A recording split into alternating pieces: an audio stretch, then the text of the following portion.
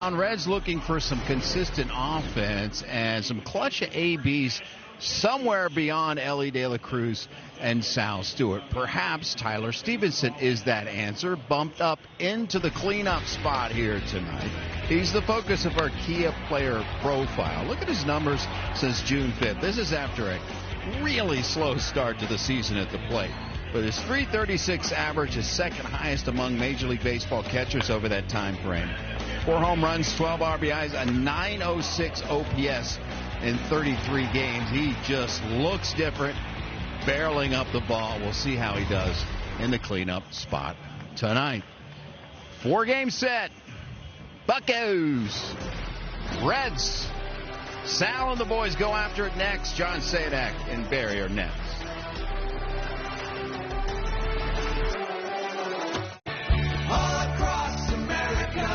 Celebrate America with Feel on tap. It's Reds and Pirates. Granny time! Oh, her, no! Baby! Way back and gone! Oh, Gino crushed it! Good backhand, De La Cruz from the knee to Arroyo! The magician makes another one disappear! Talk about the value and what he brings to the yard. Diving catch, my word! Dane Myers! The best defensive play of the Reds season! Some of the highlights for the Reds and Pirates on their respective campaigns. They collide for a 10th time this season. It's the opener at GABP. It's the third start for Rhett Lauder since rejoining the Reds rotation 12 days ago, and he comes off a strong start against St. Louis. He was very pitch efficient in that start against St. Louis. Did a really nice job. 5 innings pitched, only gave up 1 hit, gave up a couple of runs, walked 1 guy, no home runs. That was good. And 75, 76 total pitches he threw. And I think it's all about him just kind of figuring out how to command early in the count.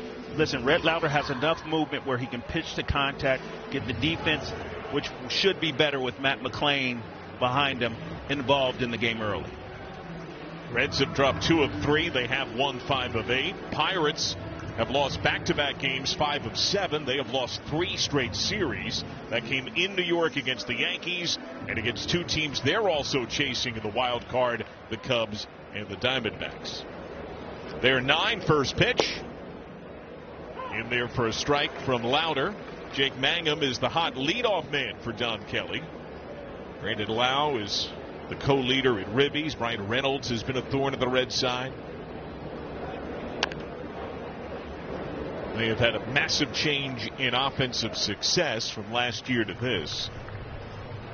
Now, Mangum on May 29th was hitting .247. In just under 50 games since, he's been at .331. Over 300 on his campaign.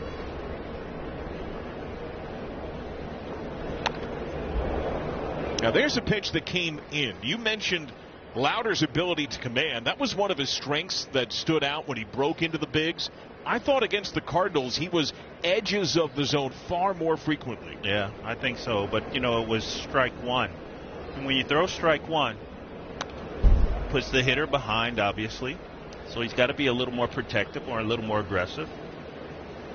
I think as a pitcher, sometimes you get a reputation and throws a lot of strikes. If you go out there and show consistently that you can throw strikes, especially early in the count, you can become a little more pitch efficient. He also did throw in noticeably more against the Cardinals, pushed Mangum off the plate there. The Pirates have shown power head-to-head against the Reds on the season. 1-2. In the air to left, Leday fighting the sun. Has it. We'll get to that in a bit. Reds defense from Tri-Health. Leday, Myers, and Marte. An infield of Suarez, De La Cruz. McLain is back. First action since July 7th. Stewart and Stevenson. Now, the Reds have lost 6 of the 9 matchups this year. They've been outscored 63-35. And right at the heart of it, home runs for the Pirates. First pitch to Lau, who's one of their boppers. He's had 4 straight years of 20 or more home runs. Lark, in 9 games against the Reds, the Pirates have bashed 19 home runs. Yeah, that needs to change. And Lauder on his career has generally limited home runs pretty well. There's a high and tight strike. That's a near unhittable pitch. Yeah, sitting at 95 also. A little more giddy up right there. Lau calls time. He has hit well in July, just a point under 300.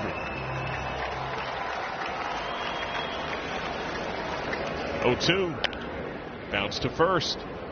Stewart feeds Lauder.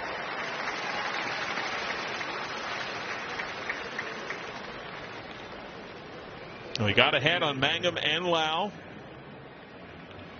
Now Brian Reynolds. Switch hitter is the DH tonight. Against the Reds this year, he has been part of their power. 3 of his home runs have come against the Reds. He's been down a bit of late. A few of the Pirates regulars have. Leday shading his eyes at left, strike 1. Reynolds' last 10 games, just a $125, 16 strikeouts.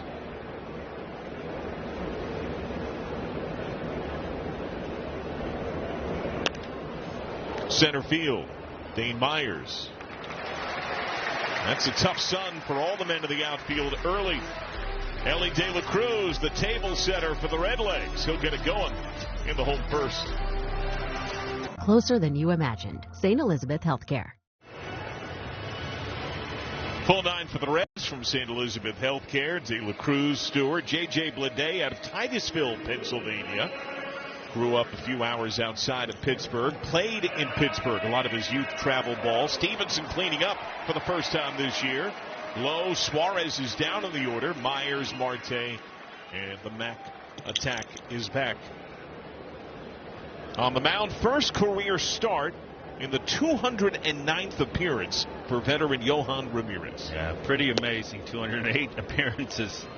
And then on this 209th, his first major league start. He is a power pitcher. He's a sweeper, sinker pitcher. Sits about 96, 97 miles an hour. Good arm. And having some pitch comm issues right out the gate. Now, Ramirez has been very hot of late. His last 17 outings, 1 run in 21 1/3. That's a .42 ERA.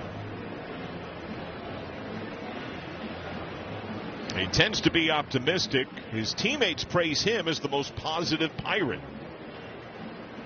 And his mom, Yolanda, says that that positivity comes from his late brother, who passed away. That led to his mom missing him pitch in the majors for the first time. Still feels that presence of his brother when he's out there. Still have an issue with the pitch count.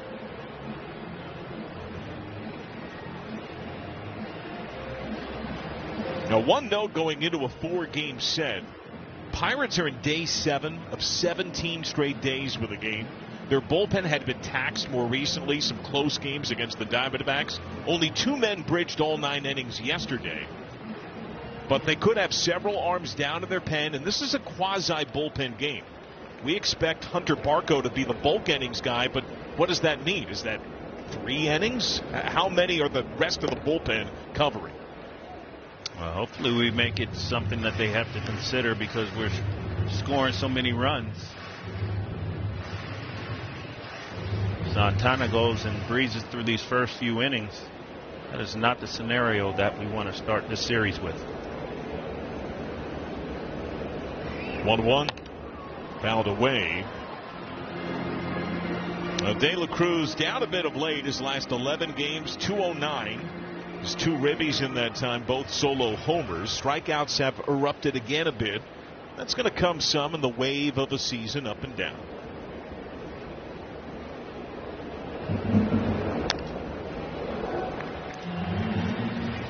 It's the season-long production that matters the most. And in that regard, Ellie is having the best year of his career, and it's not close. He is on pace to deservedly get MVP votes this year. That one spun oddly, did not really break, and squares the count.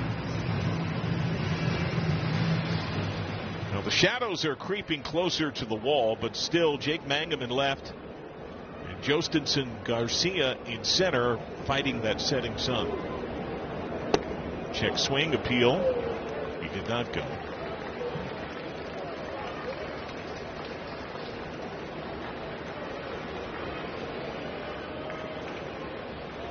That's what they're dealing with.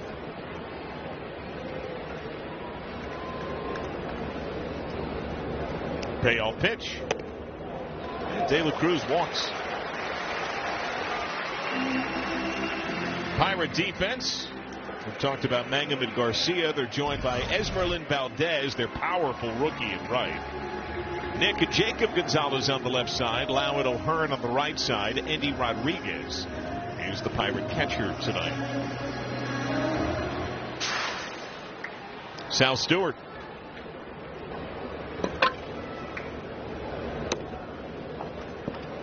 He tried to backdoor the bender to De La Cruz. The front door misses here to Stewart.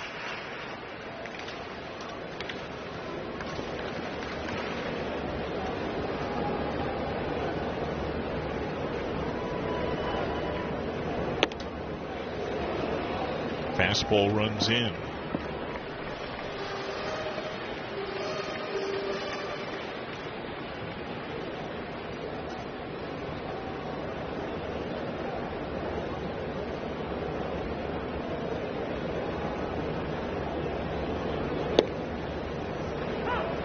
He saw the 79 ribbies for Stewart, third most in the league.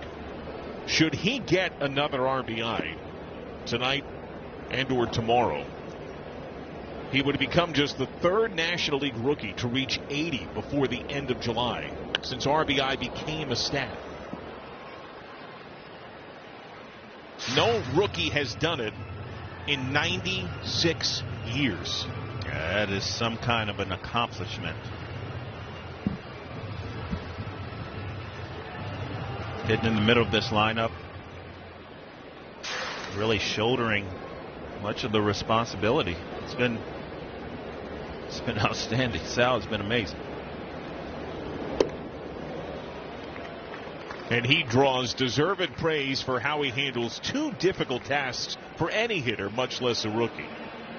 Driving in runs and hitting with two strikes.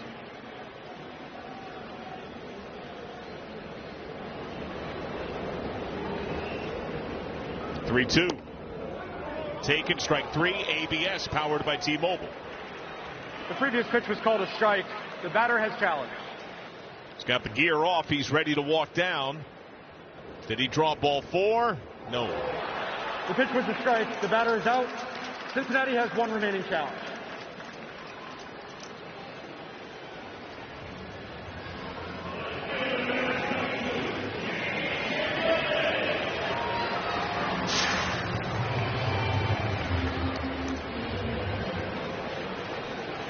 So now J.J. Bleday, pinch hit in the ninth last night, worked a walk.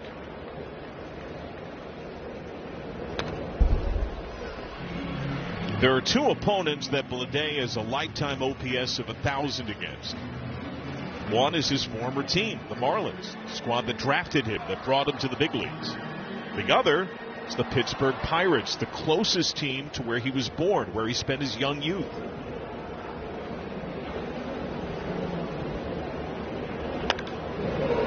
In the air, right side. Lau.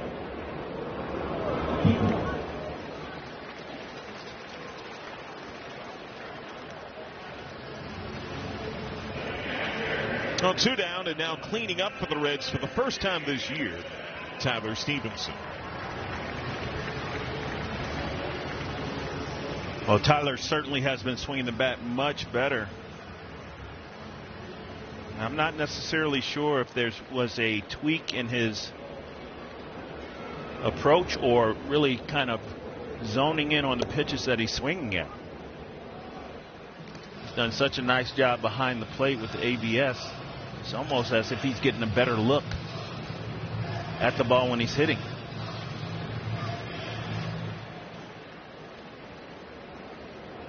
Tight target.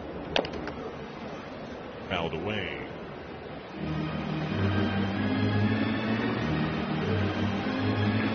Had a base hit and a walk yesterday, did Stevenson.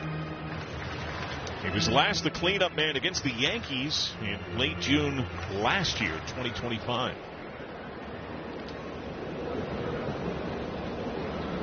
But as Jim detailed right before the game got underway, he has been hot going back to early June.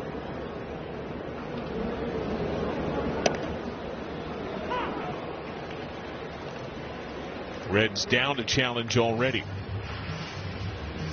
This is what he's done in July alone. Get that kind of production out of that 4 slot, those RBIs go up considerably.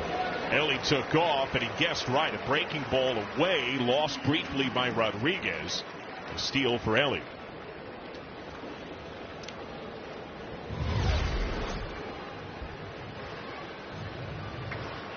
Perfect pitch to run on. You're thinking breaking ball, thinking along with the pitcher. And as you said, he chose it. He chose right. His team leading 19th steal, is major league best 9th in the month of July. He's in scoring position. Stevenson checked. Appeal says he win. Leadoff walk stranded.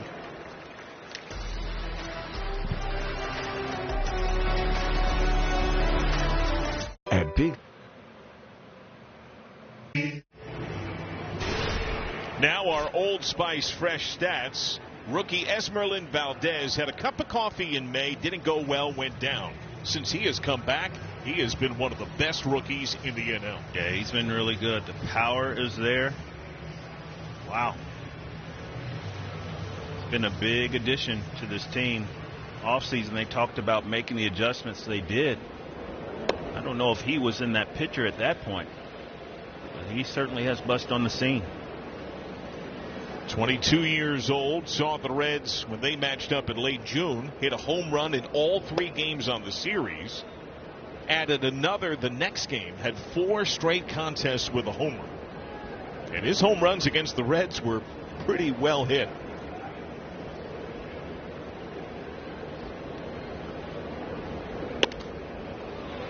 Upstairs strike, ABS, powered by T-Mobile. The previous pitch was called a strike. The batter has challenged.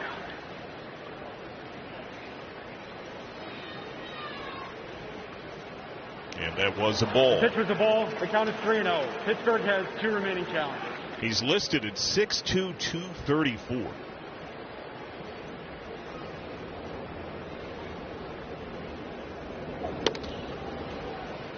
.30 strike from Rhett Lauder. Now, Lauder was ahead to all 3 he faced at a perfect first.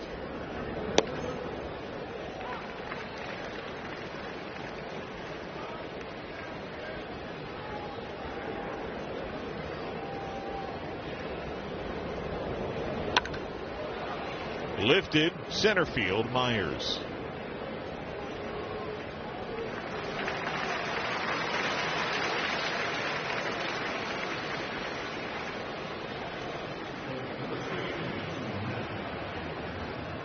One down, and now Ryan O'Hearn, the Pirates' co-leader in RBIs. He has hit the Reds well this year. 333, 3 of his homers, and 12 of his RBIs.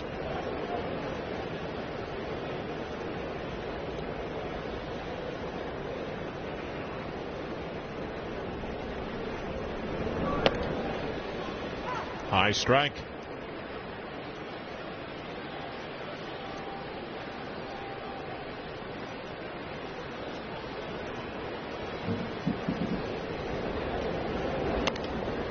It was right around the time the Reds saw the Pirates and beat them in that series, by the way, back in late June, that Spencer Horwitz got hurt. That opened the door for O'Hearn to get more time at first base. Deceptive slider strike. O'Hearn was an all-star last year, the starting DH for the American League in the all-star game. And he was the big ad by money. 1-2. Check swing. He went. Tag applied as it was lost by Stevenson. Put out complete.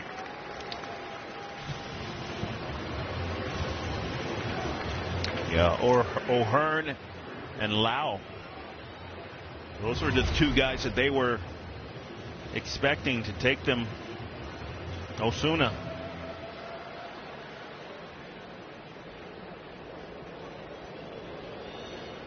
They told themselves they were going to be better. And I think they are. They're better. Yeah, they've always had starting pitching. That's still a strength. Nick Gonzalez, who has good speed, checks his swing at ball 1. He rides a career-high 13-game hit streak. But they buoy their offense dramatically. They traded for Lau, who has power. He's in the last year of a 6-year extension. He had signed with the Rays, team that traded him. And then O'Hearn was into a 2-year, nearly $30 million deal. That's record-setting money for Pittsburgh in recent years. And both have been immensely productive. Appeal, no go. And I think the domino was felt throughout. I mean, Brian Reynolds, I know he's slumping right now. It's the best OPS he's had in 5 years. And I don't think it's a coincidence. It comes as he's surrounded by other good hitters. Yeah, there's something to that, no doubt about it. He was really the guy. Not the only guy, but certainly the guy in that lineup. Now you've got some other thump. You got a game plan against them. You would expect that he would be a little more free. And the OPS reflects that. Payoff sent beyond short. That's a career high 14-game hitting streak for Gonzalez.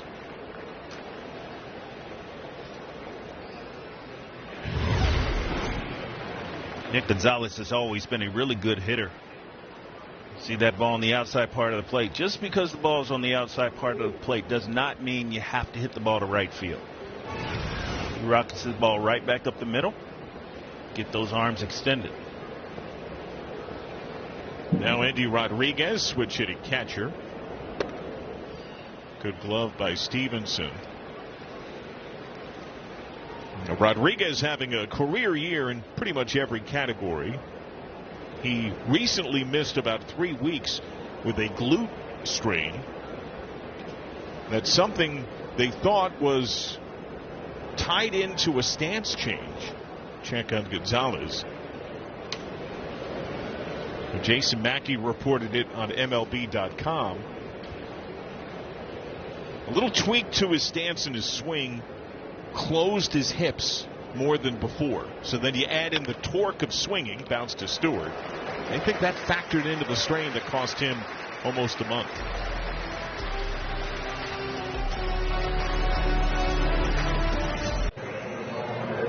Financial. Kroger has teamed up with the Reds to offer the Kroger Meal Deal at the ballpark for just $9.99. The Kroger Meal Deal includes a hot dog, Coke, chips, and this homestand, Maui Monk Stellar Pretzels. For tickets to an upcoming Reds game, visit reds.com/tickets. Nathaniel Lowe leads it off. Pinch hit in the 9th yesterday. He struck out. First pitch popped foul. Not in play. But Lark, he's been one of the most locked-in Reds for the last couple of weeks. His last 10 games hitting .324 with some power. Yeah, with some pop, I was going to say. It's always been a very short, compact swing. I feel like Nate was leaking a little bit, meaning his front side was just opening up a little bit. It looks like he's made the adjustment. It's back to being productive.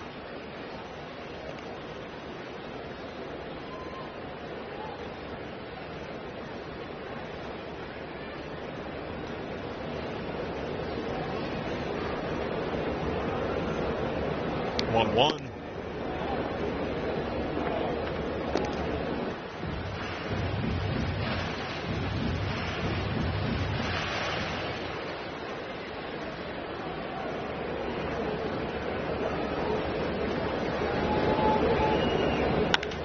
That is ripped beyond second base hit. Low turn, shooting for two. Valdez is thrown. not in time. Hustle double, Nathaniel Lowe.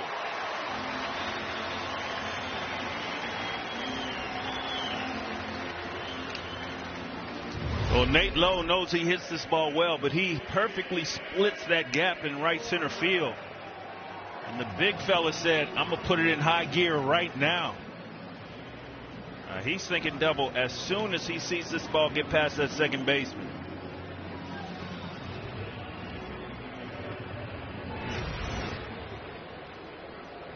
Instant scoring position.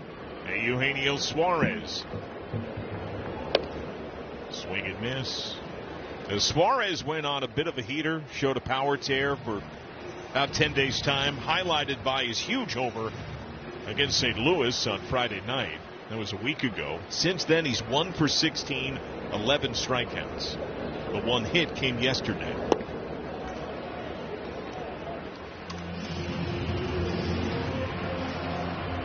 Yeah, Gino has historically been a streaky hitter.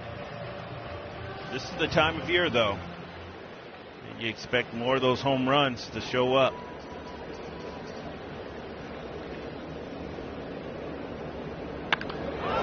Left field. Line drive out.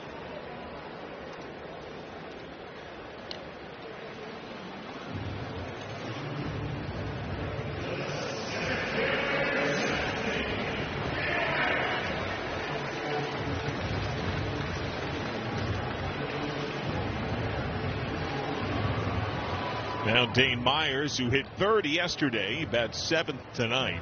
Got aboard 3 times yesterday. Had a base hit, a walk, got hit by a pitch on the hand. I tell you, Dane Myers, you got to give him all kind of credit. He's hitting 270 on the year now. But with these increased opportunities to play, he has definitely made an impact. Certainly with that bat in his hand, but that glove out there in center field, man. He's done a really nice job. 0-1. Yeah, I thought Charlie Goldsmith on the Power Stacks podcast with Brian Giesenslaw that dropped today brought up a great point. The absence of Spencer Steer, whose utility nature to play so many positions is a huge weapon for the Reds.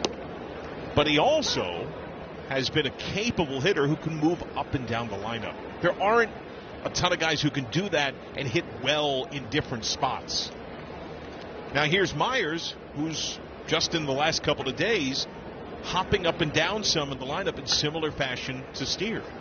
You mentioned he hit third yesterday.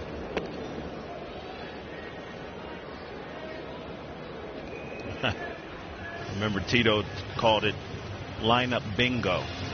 He didn't want to just kind of throw guys everywhere.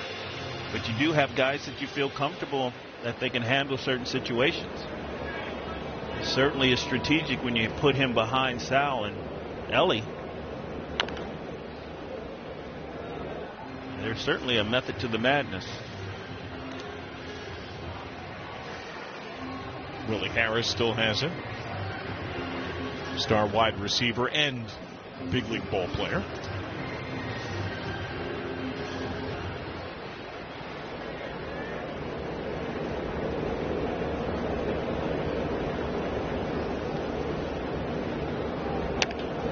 Grounded foul. Well, the Reds on the year have struggled with men in scoring position. They entered today last in the bigs, hitting .215. Rounding out the Cleveland series, they were 2 for their last 19. But Myers has been one of the Reds' better men in this spot, hitting .324. He's got Lowe off second base.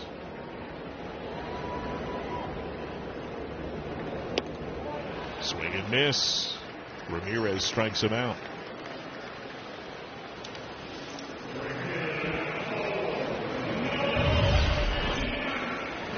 Johan Ramirez, 96.5 out of the hand, a sinker. Power stuff. He's gone as long as 3 innings in his career 7 times, including once this year. Now 2 outs in the second. Noelvi Marte Very reaching swing on a sweeper away. Marte drove in the Reds' lone run yesterday. High bouncing hit in the home sixth. His last 12 games, though, 5 for his last 35. Only 1 walk. 4 of the 5 hits singles.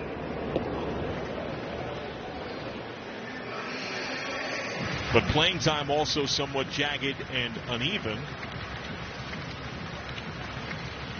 And you wonder if there's more opportunity in right field of late. Steer had been playing there pretty regularly. Did you see more of Marte? Could that help him gain rhythm? Well, I'll tell you this. You get any consistent playing time, it certainly does help you with your rhythm. Doesn't always equate to being successful. But you certainly feel like you can handle situations a little more comfortable in situations.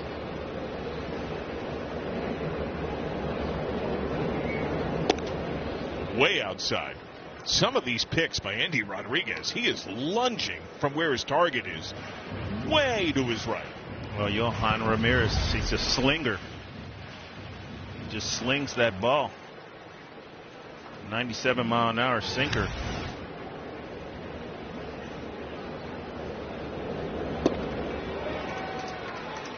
And he's just living there, breaking ball away, believing that Marte will chase. Yeah. He got a chase earlier in this at bat. Looked like he tried to throw an even better slider away. He yanked it. See if he comes back with it.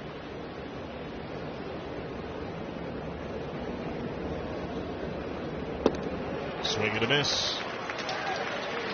Back-to-back strikeouts. Lowe stranded. Louder back to the mound. Couple of strong innings at the start. A scoreless affair.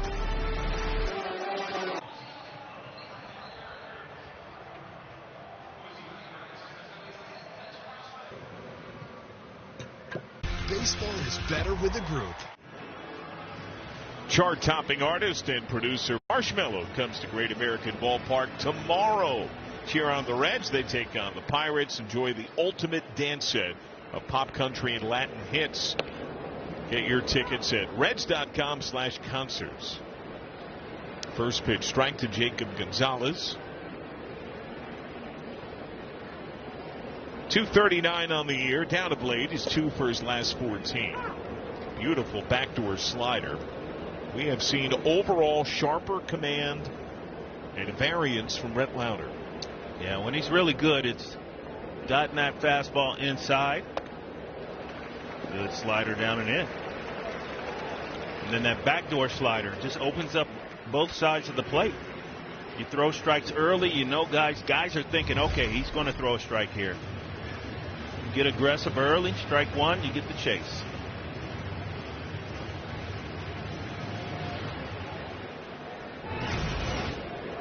Now Jostison Garcia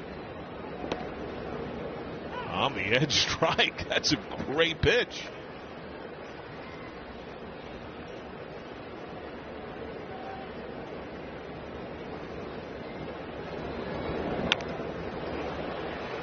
Flared foul. Garcia at AAA this year was solid. 270, 762. In the big leagues this year, 184 OPS in the 430s. Saw him down in Louisville when I went down to see some of the guys.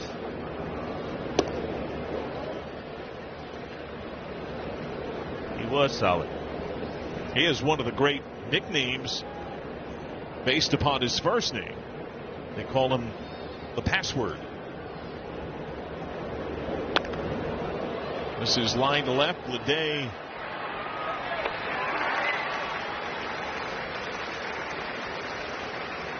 Well, 2 up, 2 down. First time through. Pretty strong for Lauder. Working ahead in the count. Throwing all of his pitches for a strike. That first inning he threw 1 ball. 9 pitches, 8 strikes.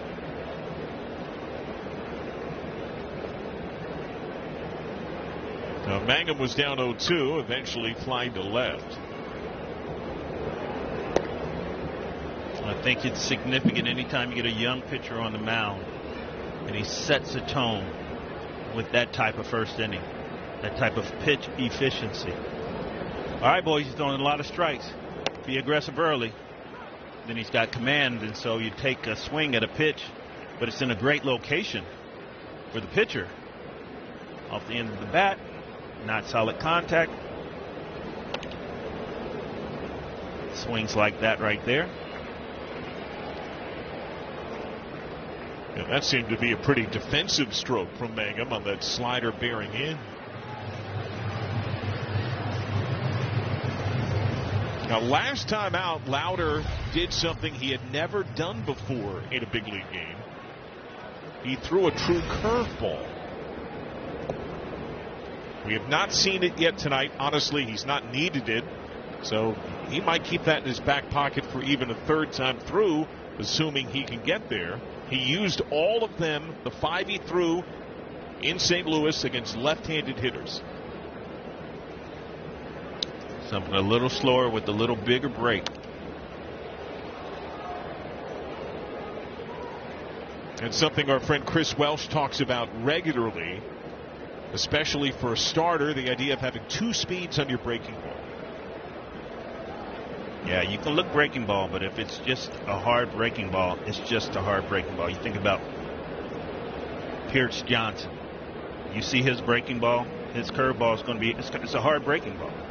You could throw that one and then a Bugs Bunny one, nice slow one. Now you got something else you got to worry about.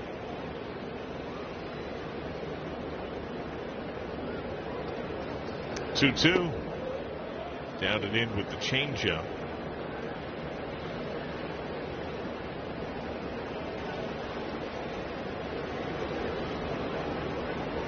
Velocity on both fastballs is up a bit tonight for Lauder.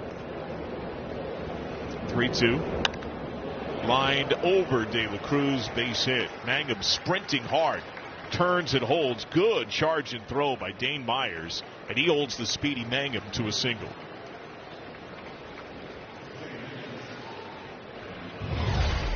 Yeah, that's one thing that Dane Myers does really nice job of, closing down the distance in this gap. It's almost as if he's trying to bait the runner to go. Takes a little deeper route, and he does like to show off that arm. So now Lau. He grounded out to first his first time.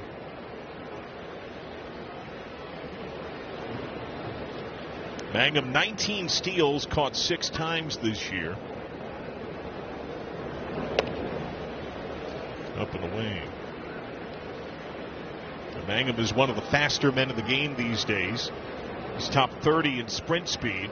Fellow Pirate Billy Cook is in the spot right in front of him. Big swing and miss. Connor Griffin is the fastest Pirate.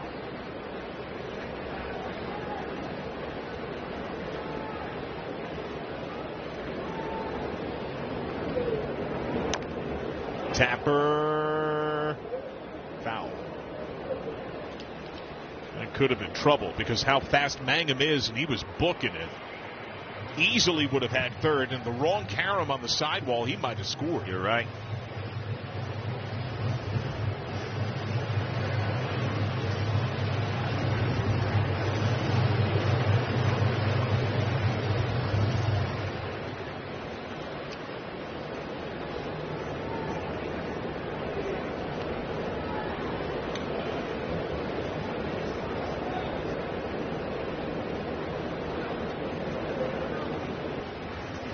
Lau gets time.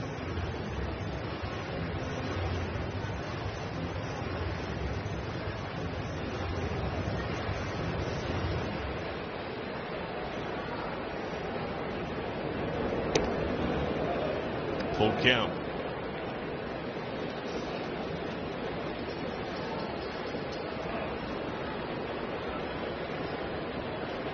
Lau is the Pirates' home run leader. Mangum not held on.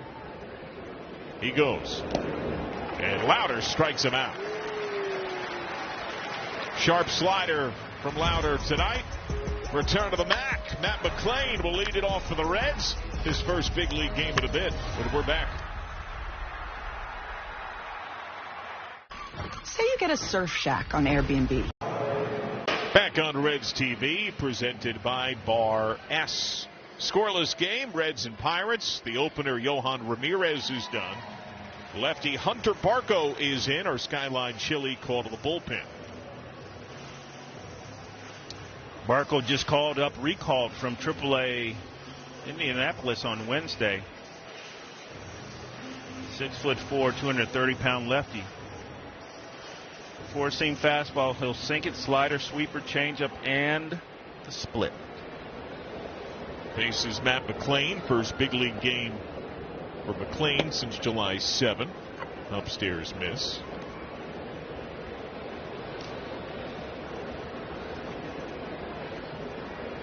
McLain hit just under 300, 5 games on rehab at AAA, coming back from a calf injury. He's trying to snap it 0 for 13 in the big leagues.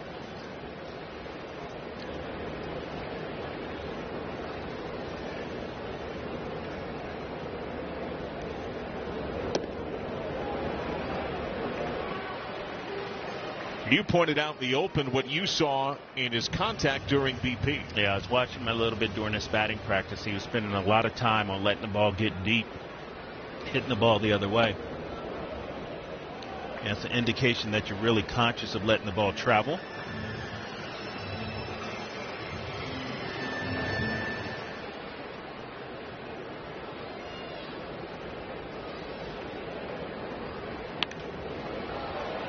Fouled away, full count.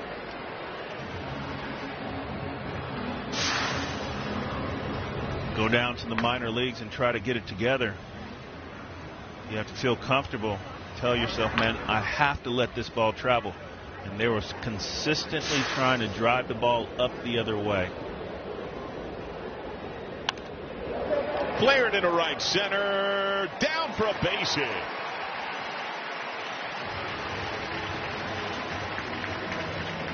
That's a good start. Now, certainly you're not thinking, I'm going to force this ball to right field.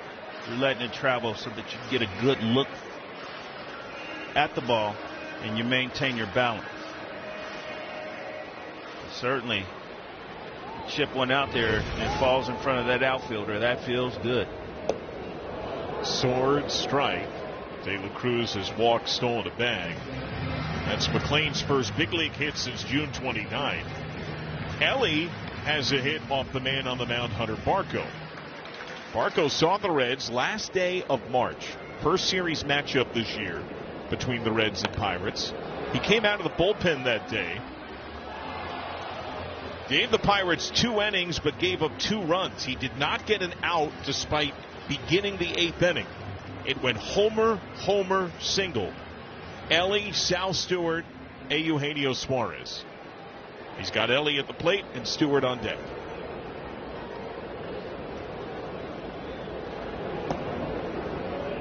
Handled by Rodriguez.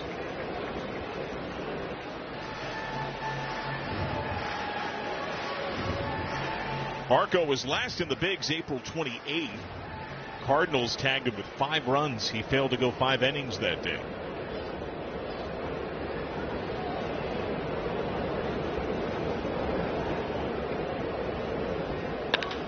That's driven to left center field, the open gap. Flying through second, McLain. Wave is on at third. Throw goes to second. McLain scores. A Ribby double driven by De La Cruz. It's 1-0 Reds.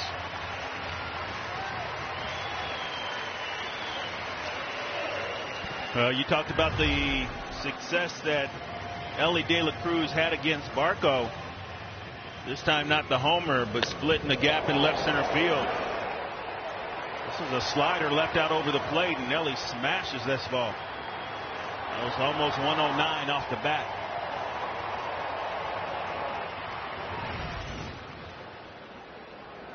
Now he's in scoring position for Stewart. Struck out looking his first time.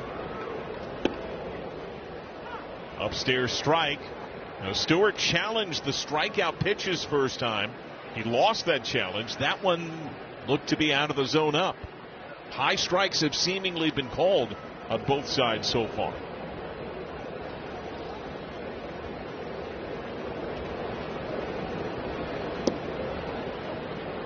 Man, that'd be a big zone if that were strike two.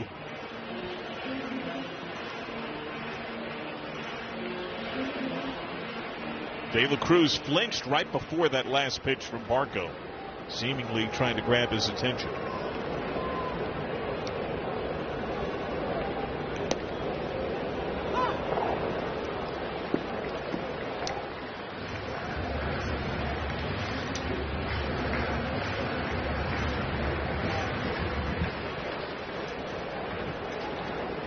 Stewart gets time.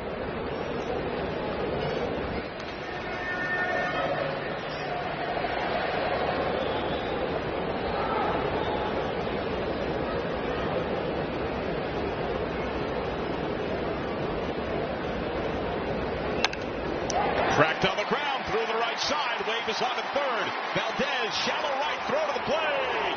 Cut. Smooth slide by De La Cruz, an 80th RBI for Sal Stewart. He has been a mashing machine with men on base. It is 2-0 Reds. Yeah, he has a great ability just to shorten up on his swing and just punch the ball through the infield. How many times you can say the explanation of what he's doing is such a mature approach to hitting. It's like you see, that's a very veteran type of approach. And he's got it at such a young age. It's amazing. Sal Stewart, just the third National League rookie to have 80 or more RBIs before the end of July. The first in nearly 100 years. Wow. Keep on cooking. J.J. Bleday popped to second his first time.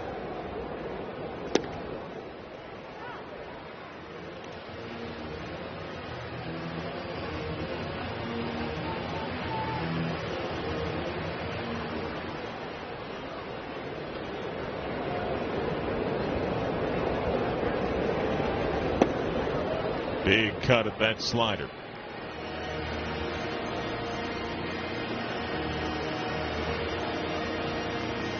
Slider profiles is Barco's best pitch, the former Florida Gator.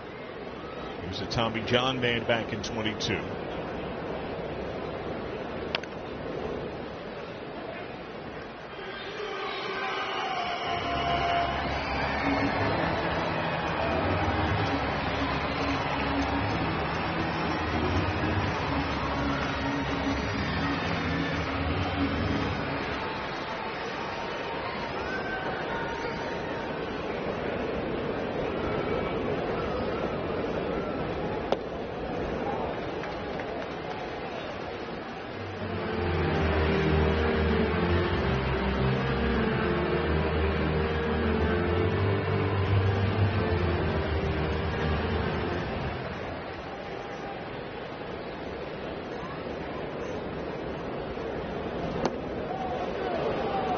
Called strike three.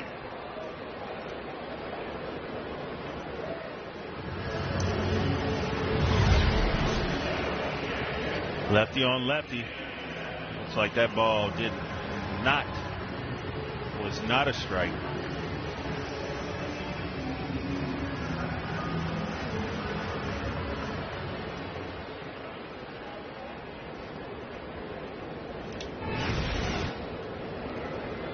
Tyler Stevenson knows the zone really well.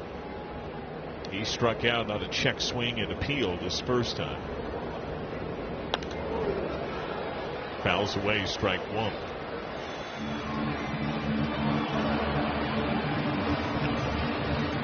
The longtime nickname given by former Reds catching and third base coach J.R. House for Tyler Stevenson is QB1. His home run celebration with JR rounding third, receiving a touchdown pass. Hunter Barco's pops was a college football player at Florida State. Stewart goes, soft pitch down, throw down, got it. Stewart says check it, immediately signals challenge.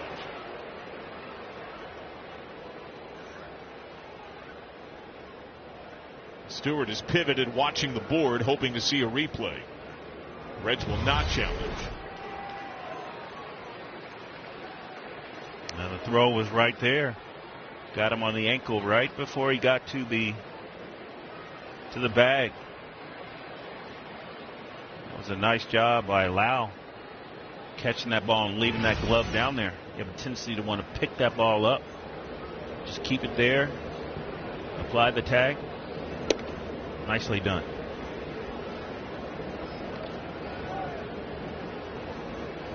Two and one for Stevenson.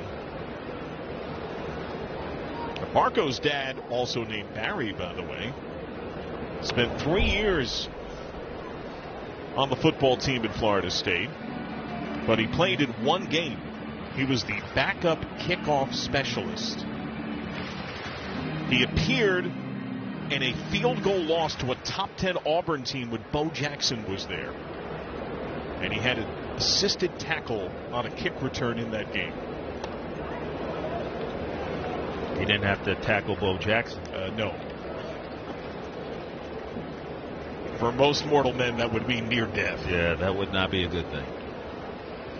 And if you've ever played the original Tecmo Bowl, you know that pain in a way that only those that actually wore the uni could surpass.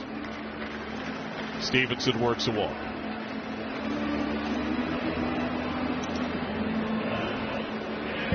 Bo Jackson running around the bases at an all-star game and just feeling his presence alone was a thing to marvel at. The dude could fly. He was huge.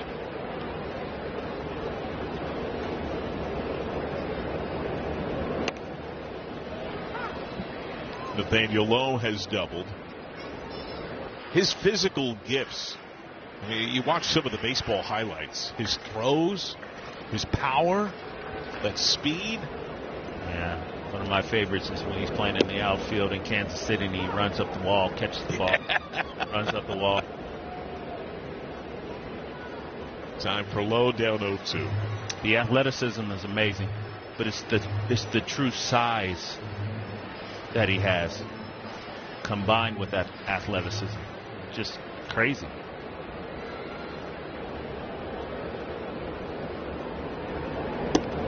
Down and away.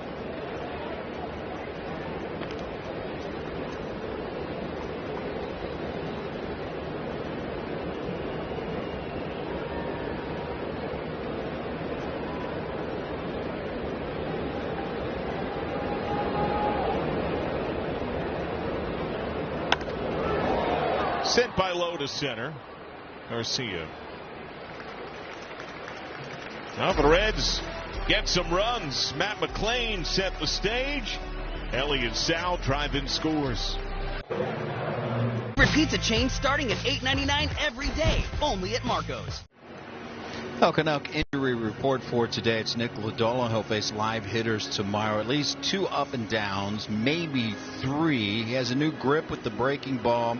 At least during one of those up and downs, he will throw just that pitch and then fastball changeups on the others. So tomorrow, big step hopefully for Lodolo.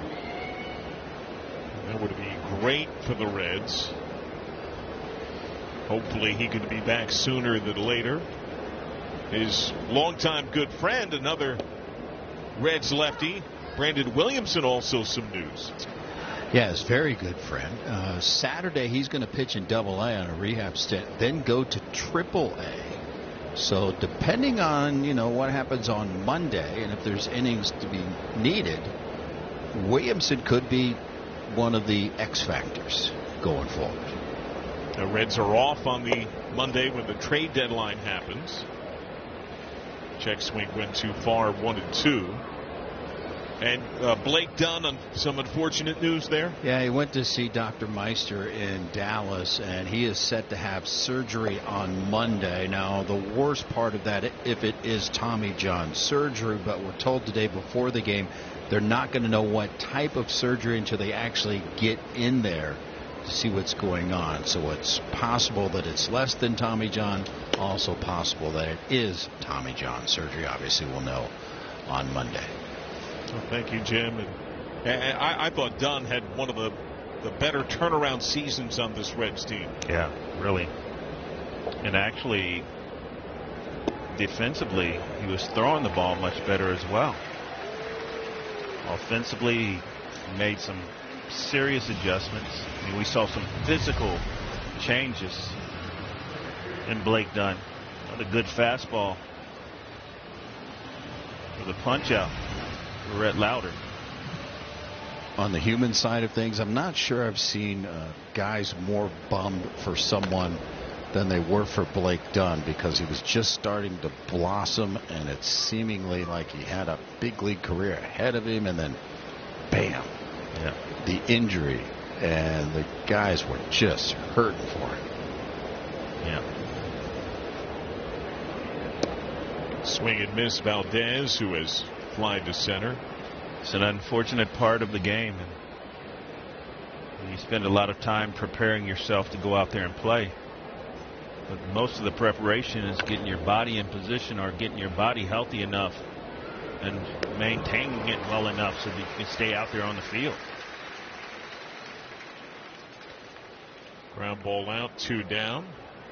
Dunn, at the time when he got hurt, I don't know if this is still the case, but it was then, he had the 3rd biggest jump year over year in average against heaters. Fastball had given him a lot of trouble his first 2 tastes of the big leagues, and he became one of the Reds' more competitive fastball hitters, with some rather significant changes to his stance, to his swing, and the mental side. And I think that was it. At least what I picked up from Blake was just his confidence was just much different. Had different perspective. He was always very hard on himself, very self-critical, very critical, and he sought out some guidance, made some obvious changes, and it showed up on the field. Too bad. A little disruption in his journey. I wish him all the best on his surgery and his recovery. Here. Lauder ahead on O'Hearn. He struck him out once already. Now gets a pop. Eugenio Suarez. Now Lauder's been slider heavy and highly successful so far tonight.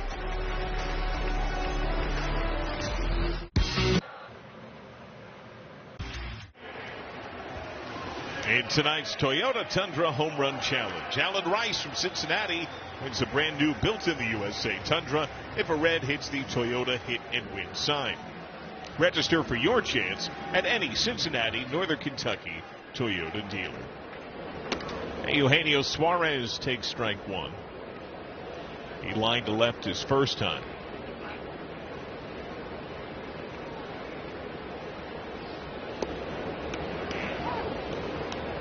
Dotted strike at ABS. Previous pitch was called a strike.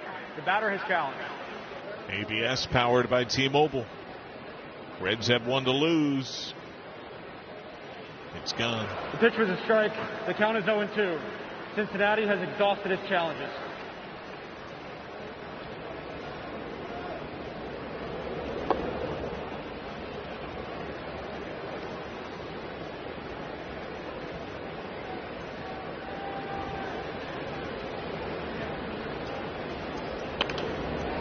It's a short. Jacob Gonzalez, 1 down.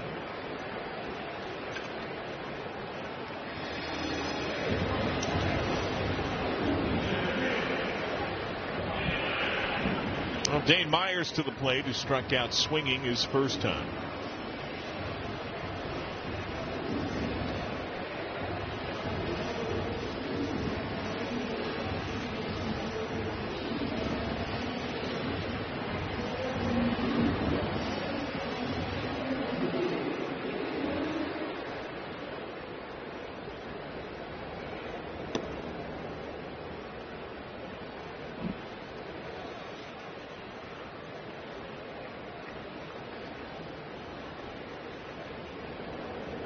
1-0.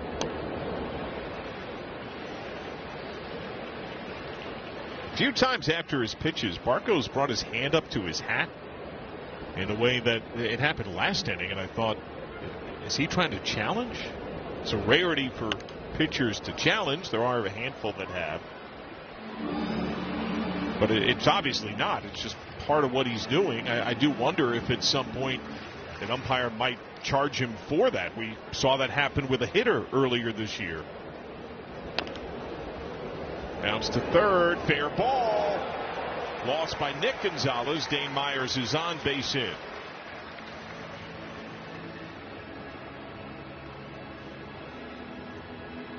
Do or die play for Nick Gonzalez at third base. Not much you really can do with this. Maybe backhand this ball.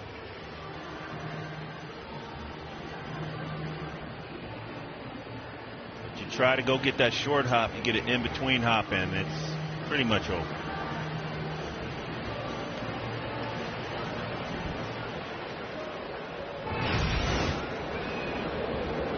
And down to Welby Marte. Struck out swinging first time. He chased some breaking balls way out of the zone against opener Yohan Ramirez. Yeah, it didn't look like he picked him up very well.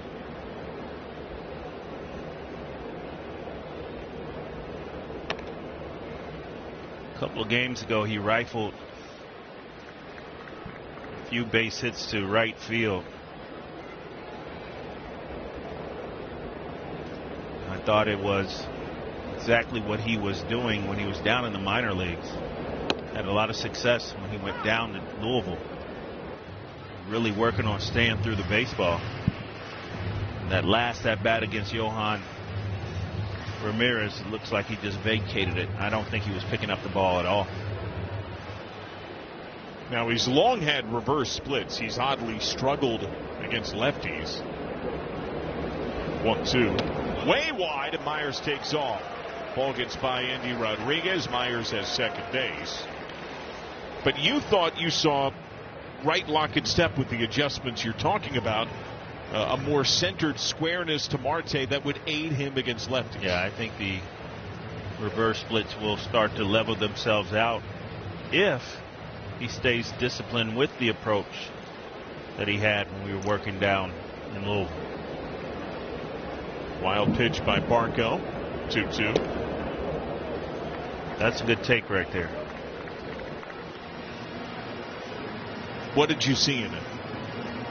Just you can see his body stay square. Nelby has a tendency to kind of open his front side. You see right there, his front side stayed closed. There it is. In the air right field, Valdez. On the track has it. Myers back to tag. Throw in by Valdez. Myers has third. He missed that ball. He missed that ball. And he almost hit it out the ballpark. Just stay with that, stay with that, stay with that. And once again, not that you have to hit the ball to right center field. You can absolutely pull the ball. But when you pull the ball, you're staying square and the angle of the bat is out in front, which in turn pulls the ball as opposed to what Noelvi was doing. And it's his body kind of opening towards the third base line. Matt McLean, base hit to right, began the two-run third. He later scored from first on the gap double by Ellie De La Cruz.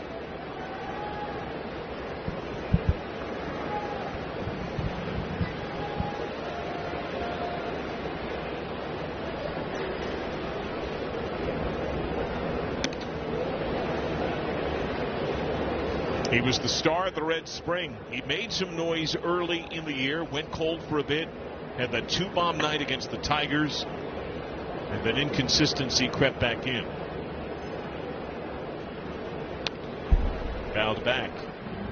But he snapped it 0 for 13, got his first hit since late June, has not had a multi-hit game since June 8th in San Diego.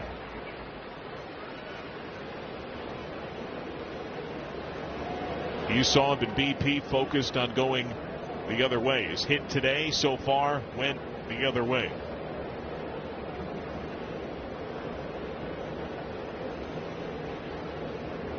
Down target.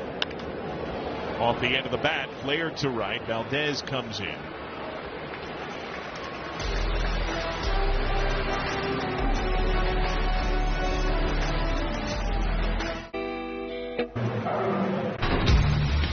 State, good hands, replay, strong showing from Rhett Lauder. Yeah, and it's been a matter of him just commanding early. First inning, he threw 9 pitches. 8 of those pitches were strikes. There's a lot of fastballs early. Got these Pirates hitter into swing mode. He's been around the strike zone, has avoided the middle of the plate, up, down, in and out. Nice job so far. It's ahead on Nick Gonzalez, who has singled into left. Lauder's slider has been sensational so far. So we had Joel do a little bit of digging. And it's not just anecdotal. He's used the slider as much as just about any outing in the big leagues tonight, almost 44%. On the slider, the Pirates are 0 for 8. He's got 6 chases, swings and pitches out of the zone. 5 swings and misses on the pitch. It has been deceptive, biting, excellent. Yes, it has been.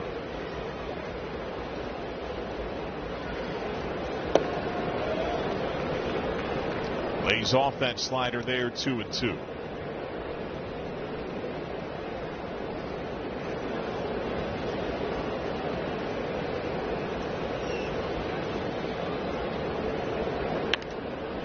Crack to right, Marte on the slide. Only able to trap it, never breaking stride. Gonzalez, who has wheels, slides into second base with the double.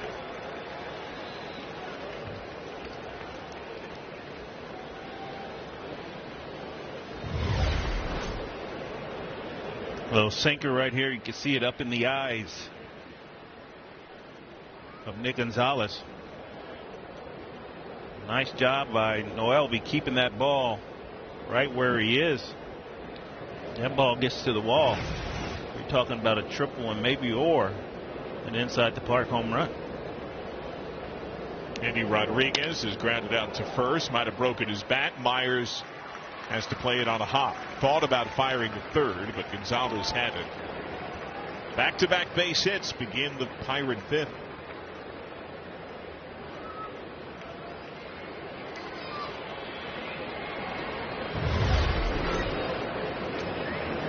Early swings from these Pirates. Why? Because Rhett Lauder has been so good establishing strike one. Now it might be time to expand a little bit. Jacob Gonzalez struck out swinging his first time. We have not seen that true curveball yet. Center field, Myers. Nick Gonzalez back to tag up. Deep center, Myers has it. Throw goes to second. Sac fly, RBI. 2-1.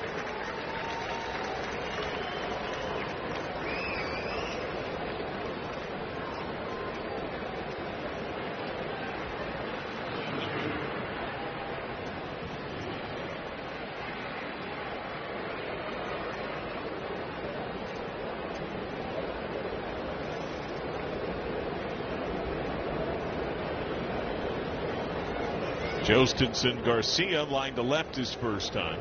Runner off from first. Good jump. Pitch called a strike. Throw down. Steal of second by Andy Rodriguez.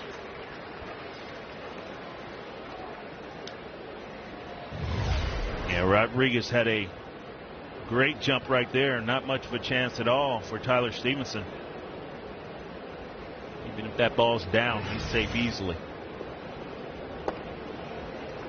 There's that sharp slider. Remember, Lauder was scoreless through 4 last time out against St. Louis. It was a 2-run, 2-out hit in the 5th. The only runs he allowed. Scoreless through 4 here against the Pirates. A run in, man in second. Why not double up and strike him out? Our Jake Sweeney Kia pitch tracks. Well, you talked about how good that slider was. Try to hit this one right here.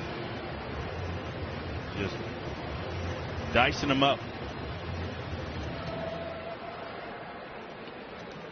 It's the best action and the most deceptive of any time I've seen him in the big leagues with his breaking ball. Mangum to right. And Marte has it. Leadoff double comes in. Reds still have the lead. 2-1 halfway home. Now is the time to score. Cincinnati Reds baseball is presented by UC Health. Expect more at uchealth.com. And by Bet365, where winning is everything.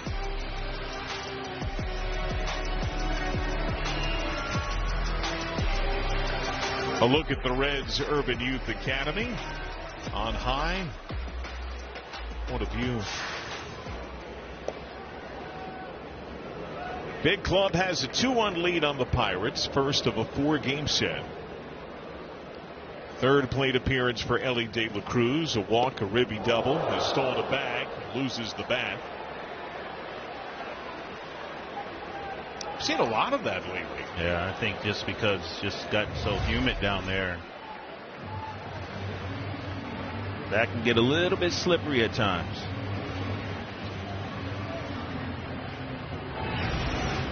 What's the farthest you ever threw one? I think I kind of remember letting one go down to Ray Knight at third base. I don't think I ever made it to the outfield. I wasn't a power guy, though. I let him go, though.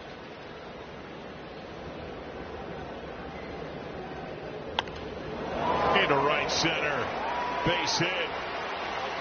De La Cruz trying for two. Valdez's throw. Double. Man, it is so fun to watch Ellie De La Cruz hit and run around those bases. Just like Nate Lowe split the gap, and the head is down, and I'm gone right now. That says I am taking this bag right here, and you cannot stop me. I wonder what that time was compared to the time Nate Lowe had going from home to first. He was 7.93 there. Home to second. Nate Lowe? I'm not sure. I'm going to say 7.92. I'm saying Nate Lowe was 7.92. Genius over there. I know it was 7.92. I said 7.92, and Genius scoffed at me and put up the sign 3. The Genius. There it is. Copyright The Genius Incorporated. 851.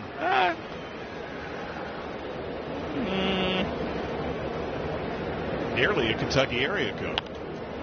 Held away by Stewart.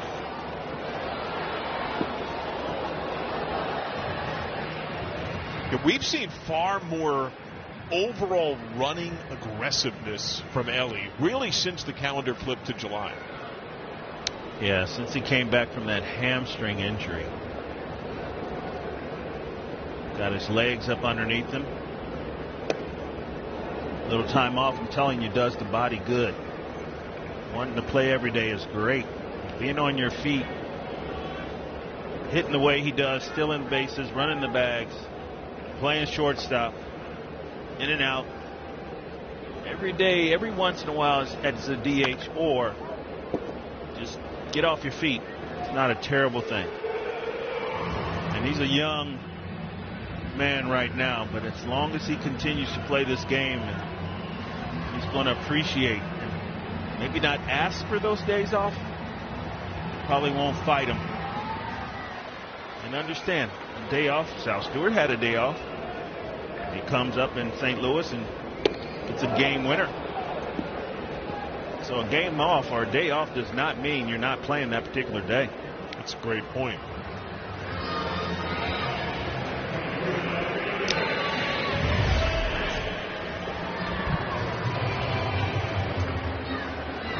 Second strikeout for Barco. The first came against J.J. Bleday. Got him looking in the third. Bleday has also popped out to second.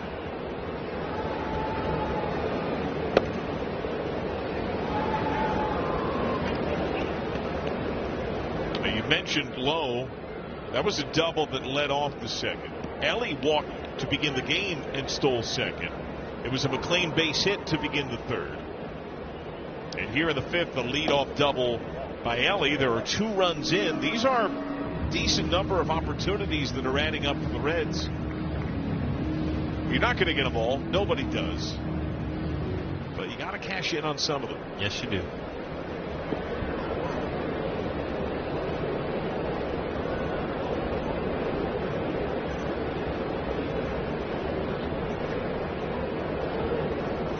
Ellie goes. Pitch tail down. Throw down. Safe. And now he's 90 feet away with 1 out.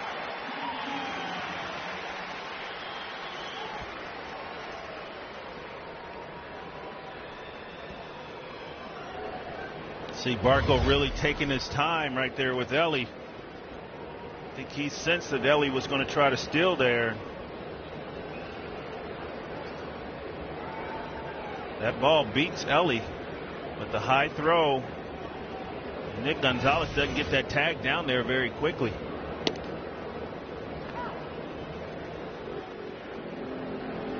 So the infield drawn in. Ellie, the first Red to 20 steals this year. He has a baseball best 10 in July alone. Smoked foul.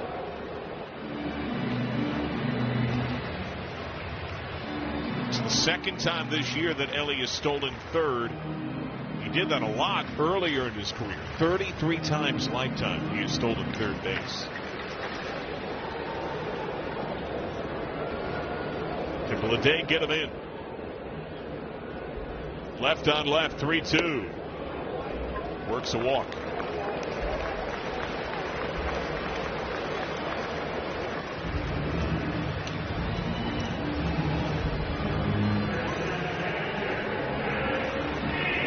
That's the second walk issued by Barco. The first was doled out to the man who stands in now, Tyler Stevenson, who was also struck out. Right-hander Noah Murdoch is up in the Pirate bullpen.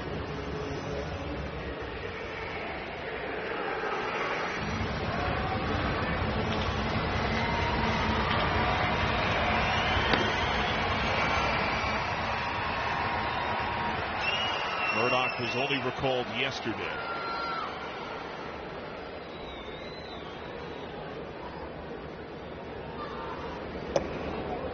Counted in.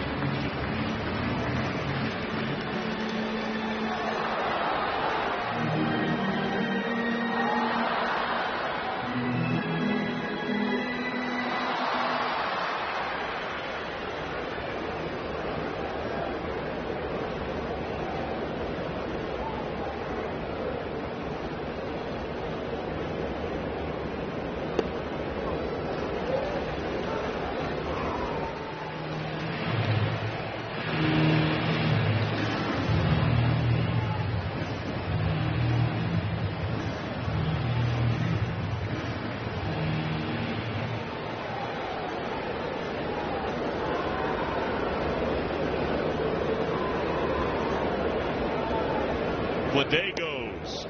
Pitch missed down and in. Throw down to the bounce. Got it.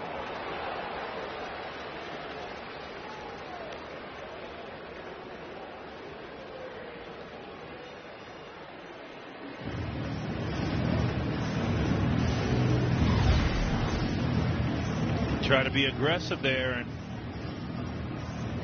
just didn't get to the bag.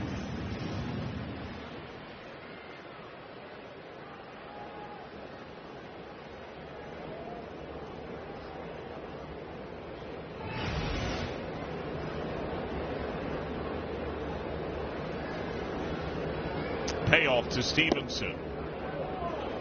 Ball 4. He walks again.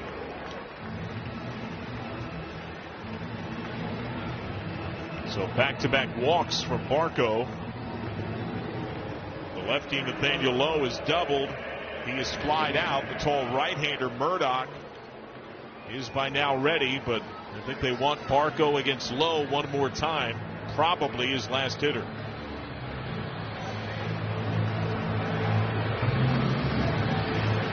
The Lowe's double came off the opener, Johan Ramirez. Barco induced the fly ball out to center field.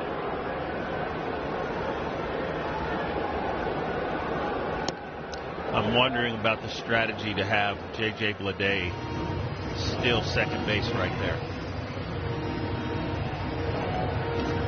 You got Tyler Stevenson, your number 4 hitter up.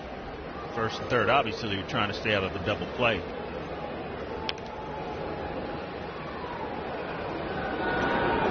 But you talked about cashing in on opportunities.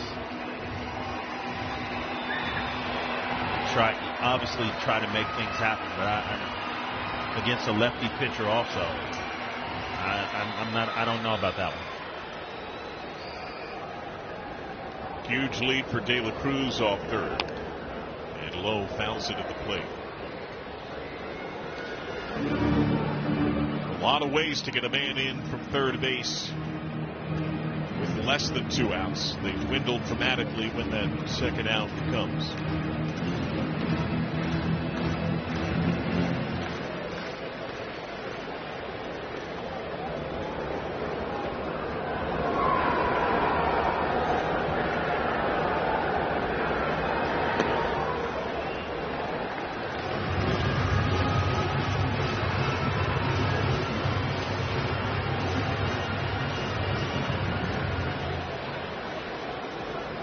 Barco's thrown a lot of pitches considering the amount of innings.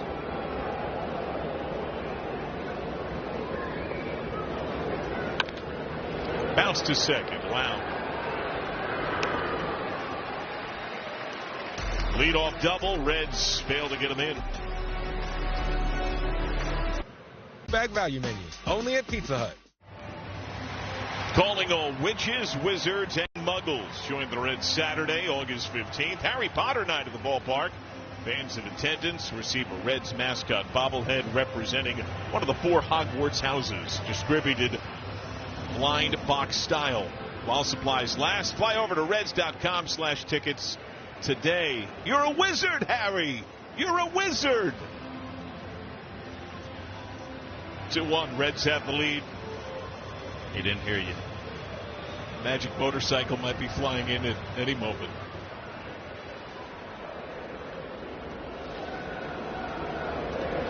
Brandon Lau is grounded out, struck out. First pitch in the air to right. And gone. His team leading 23rd. Lau ties it at 2.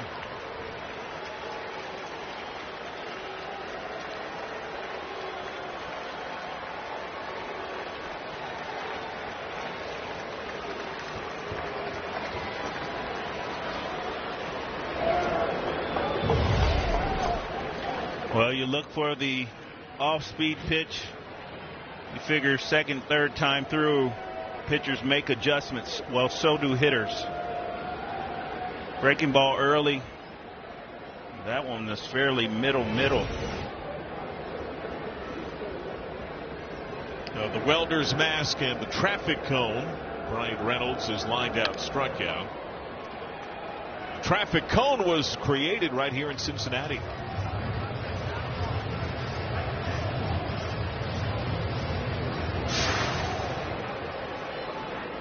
That's the OG. Hoist the cone. Turn of phrase used a lot these days. Pirates were struggling when they were in Cincinnati for the rise of that cone. It was Jake Mangum who did the asking. 1-1 to Reynolds, swing and a miss. At the time, the Pirates were having trouble getting men in. They were having traffic on the bases, but hits with men on weren't coming. So Mangum asked the visiting clubhouse staff here at Great American Ballpark, can you find a traffic cone? He wanted to put it right in the middle of the dugout, not really say anything about it at first, and over time, as teammates asked, wants to make sure the traffic stays in the right direction. Get them home. Use the cone. That works. It's been adopted by their fan base. It's also a little nonsense, like it comes from that, but they didn't explain it for a long time. As the father of a 13-year-old, that's a thing now. The young kids like memes that are meaningless. Yeah, 6'7", that's right, Joel. It's a great example. It means nothing, but it means everything. I would have so thrived in that generation. Of nonsense. Just meaningless things coming from me. Yes. You're a funny man. You would thrive in any era. Away 3-2. By the way, very under the radar, Jim. You dropped a big time podcast today. I did. Some guy named Joey Votto. His second appearance of the season. But this one timely because he just made his national broadcasting debut. And I thought he was terrific, by the way. No surprise. Well, how did he feel about it? Tune into the podcast. Ah. It's not hard to find a Votto jersey here. 3-2 again to Reynolds. Bounce to second, McLean.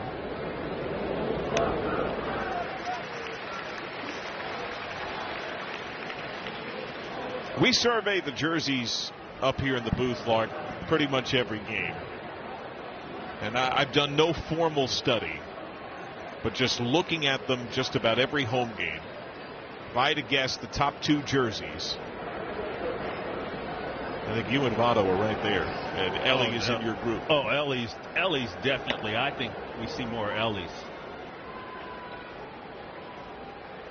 I think we see plenty of Ellies. Joey's way up there.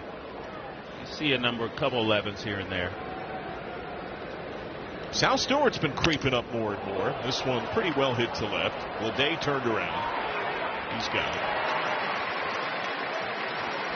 And with Sal, I feel like a lot of them are the Red City Connect, which with the white lettering is a cool looking jersey. It is. And there's something about his name being on the back of that one. It pops. I'm not sure if it's the look of the letters or. I like the old school Pete Rose and Johnny Bench jerseys. There's a lot of those too. Yep.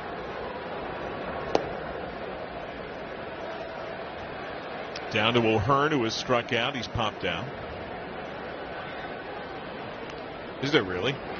There's a Christian Encarnacion Strand jersey here tonight. See, that's really what we're looking for each day. Is just some blast from the past.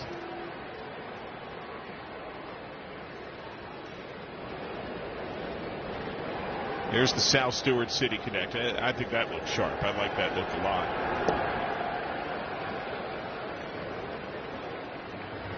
Oh, yeah, front row. Encarnacion, Black City Connect. See a Davy Concepcion. Check swing foul.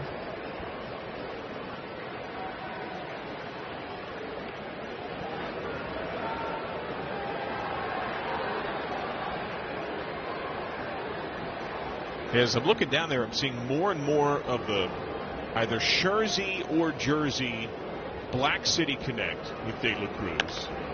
That's cranked to left field. Leday. Line drive out. O'Hearn spikes the helmet in frustration. It began with a bang from Brandon Lau. It's tied at 2. Tri-Health.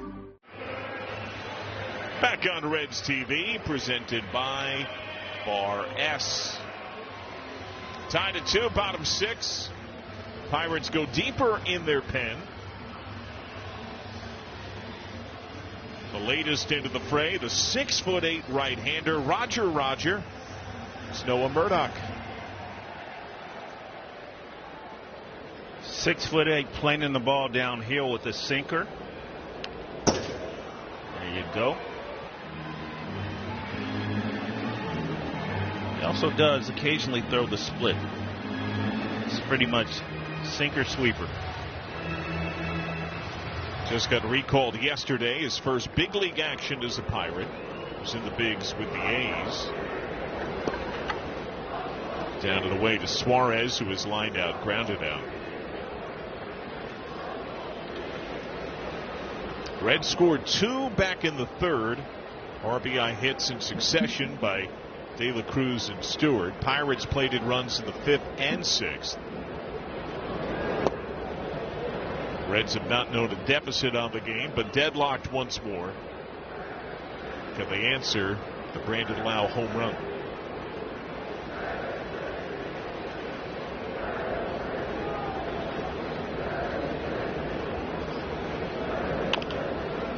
Bounced foul.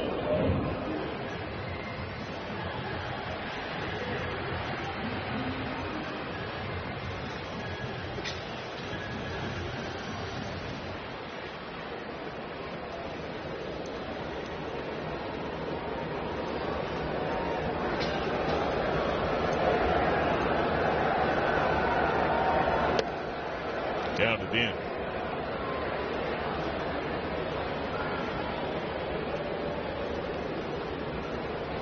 Murdock from Virginia, 7th rounder by the Royals. But after he got up to AAA with Kansas City, the A's made him a Rule 5 pick, and he really struggled in his first taste of the bigs. Cutter fouled. Suarez stays alive.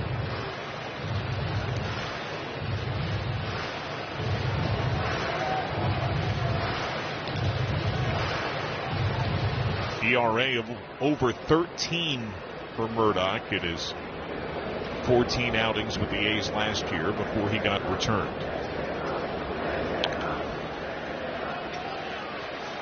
And for those unfamiliar, if you're taken in the Major League Rule 5, you can be plucked away from another organization in the minor leagues, but you have to stay in the big leagues the entire time that season with the team that took you. They do then have the choice at any point, even before you were to appear in the bigs with them, to return you. And Suarez walks. We're now from Miami Valley Gaming. Get ready to get lucky at MVG. With over 2,200 of the best gaming machines, we got you covered.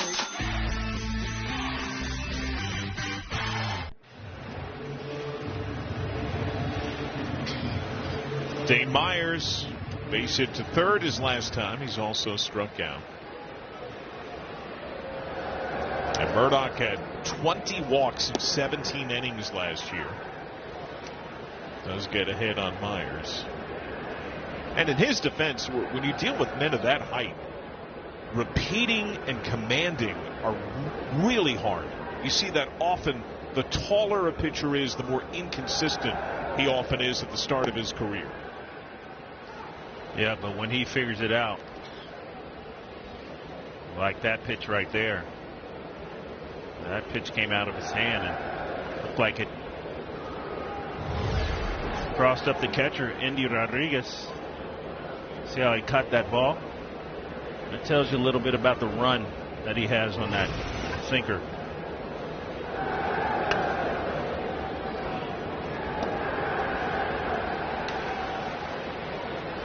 Takes those longer guys time to figure it out, but once they sync it up, it can be a serious advantage. They're probably the best example in the last few decades, Randy Johnson. Yes. He had no clue on where that ball was going, and then he synced it up, and it was over for the rest of us.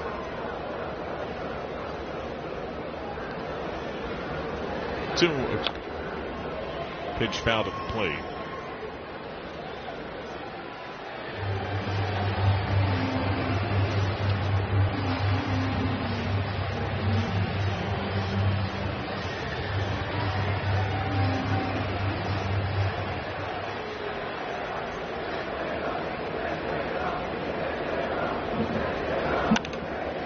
Bounce left side. By.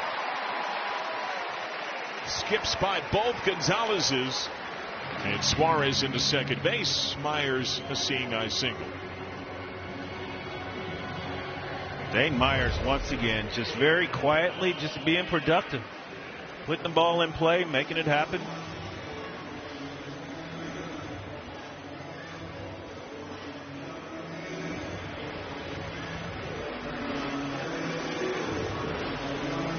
I don't think we're going to see a sacrifice bunt here from Noelvi Marte, but I wouldn't be mad at all to see him just drop one down and use that speed.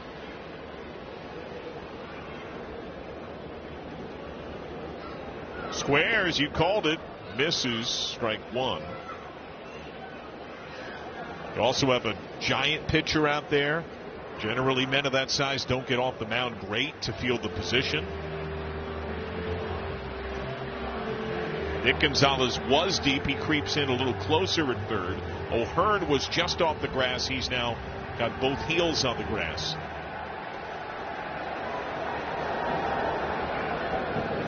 O'Hearn creeps in. Square again.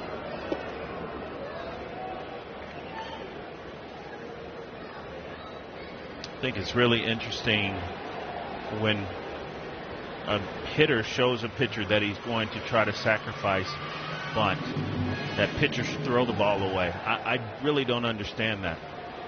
The most difficult pitch to bunt is a fastball right underneath your hands, right there.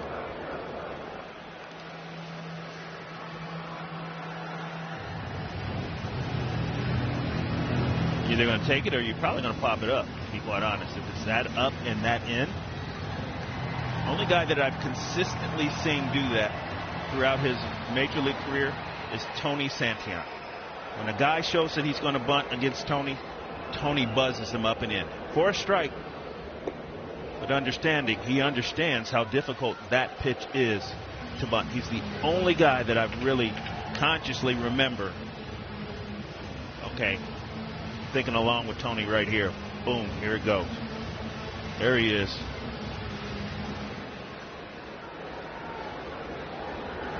Two. Swung through, strike three.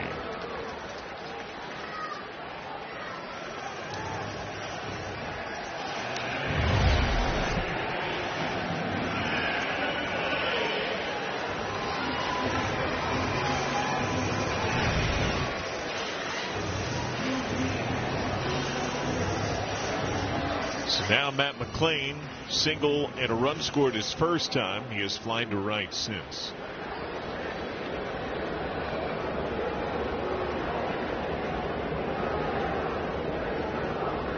Brock Burke is up in the Reds pen. On the edge strike.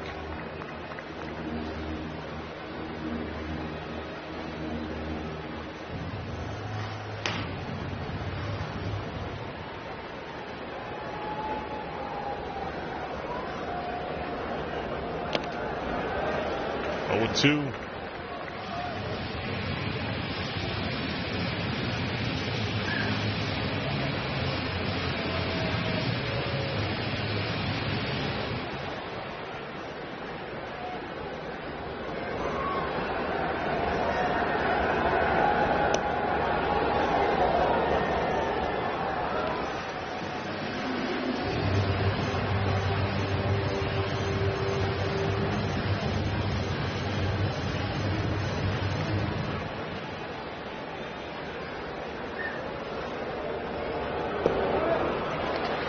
Swing and a miss.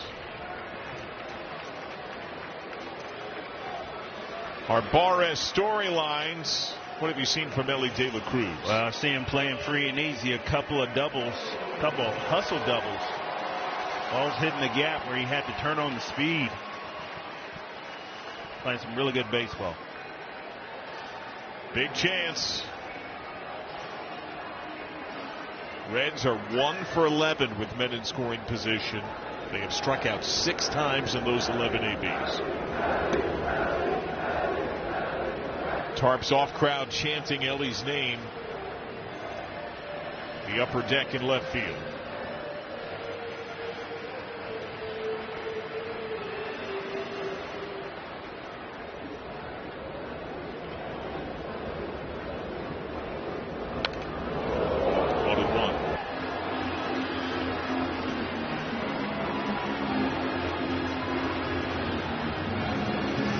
Five-time LA 260 men in scoring position, but he's in the 220s entering tonight. In fact, entering tonight, he had been 6 for his last 36. Could he be due?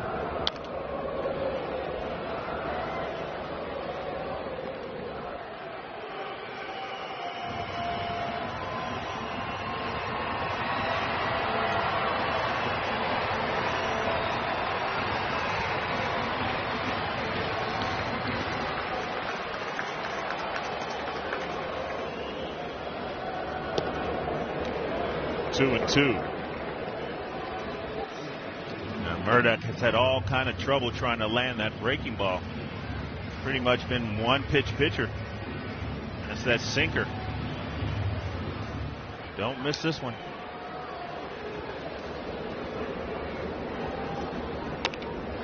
Tapped up the middle. Ellie on the run, bested to the bag by Jacob Gonzalez.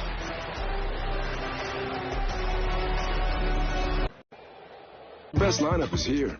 Lowe's. Spend your Saturday night at the ballpark this weekend. Reds Pirates. Fans in attendance receive a Terry Francona bobblehead thanks to Alta Fiber while supplies last. Secure your seats now. Reds.com/tickets. First out of the Reds pen is Brock Burke. Before we closed the book on Rhett Lauder, I thought he was really good today. Unfortunately, the last 2 innings, leadoff hitter on base could push it across, get him a win. Nick Gonzalez to center, Dane Myers.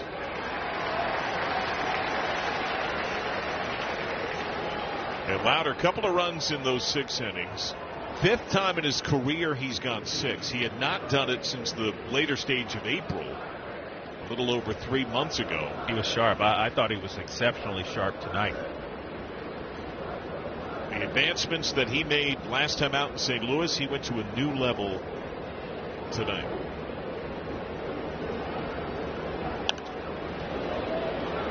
Fought off by Andy Rodriguez, who has a broken bat hit and a steal. He's 1 for 2.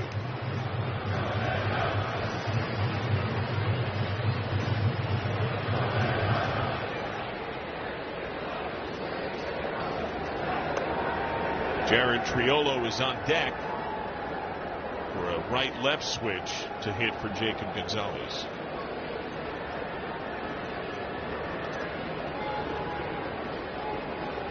Suarez, no doubles in 3rd. 2-1.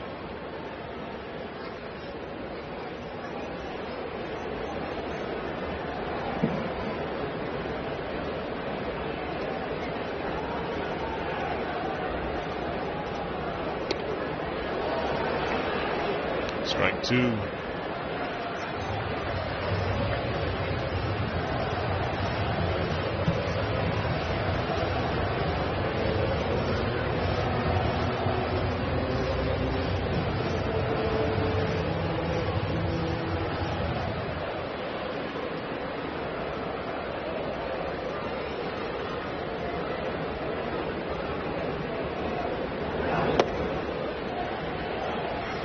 Full count.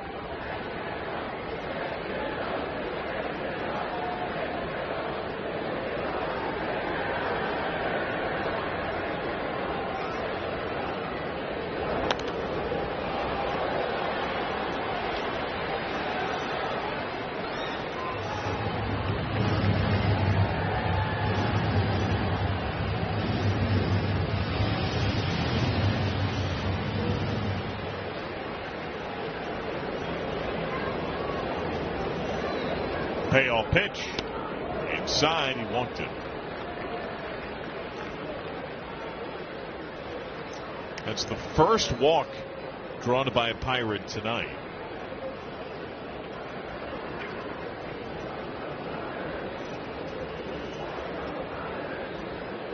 Brings up the pinch hitting Triolo. Jacob Gonzalez ends his game 0 for 1, a strikeout, a sac fly. Burke and Stevenson talk over Triolo.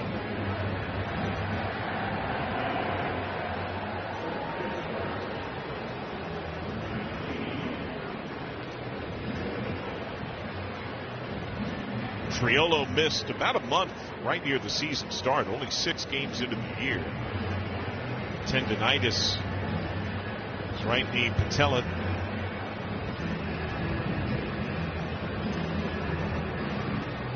He was a utility Gold Glove winner just a couple of years ago. Could play just about everywhere.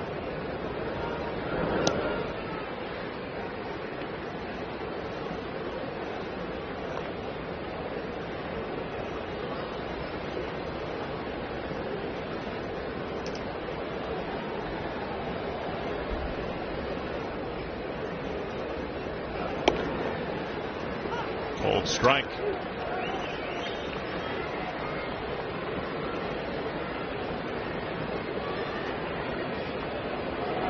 That's what he's done lifetime as a pinch hitter.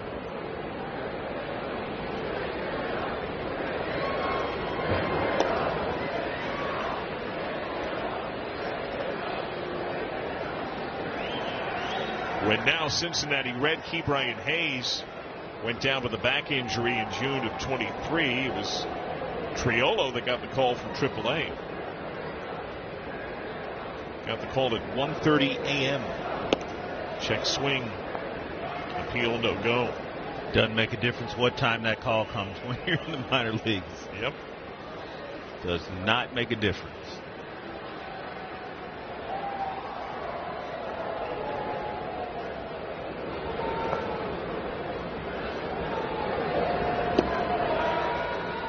Three and one.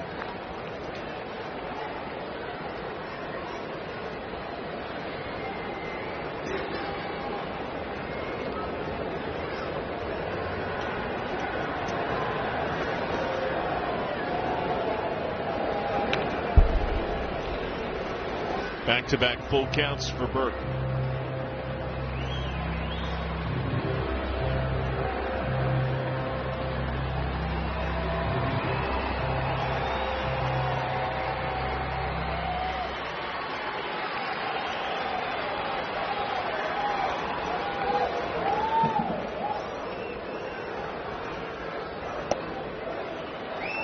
Walked it.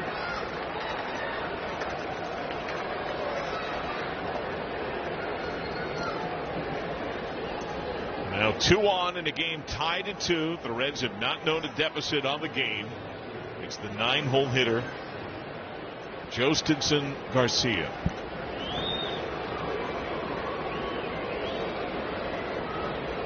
He's lined to left. He is struck out swinging.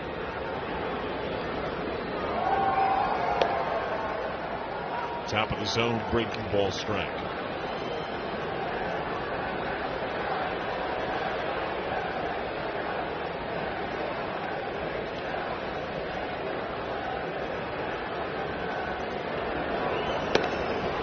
Oh, 2.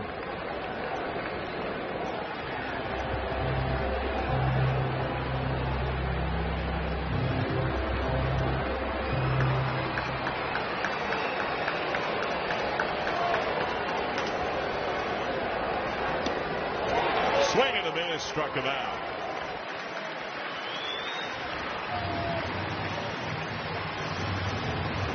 Garcia has a little bit of lift in his swing. You cannot swing up at a fastball 98 miles an hour at this level. Got to get on top, try to work down and through that ball.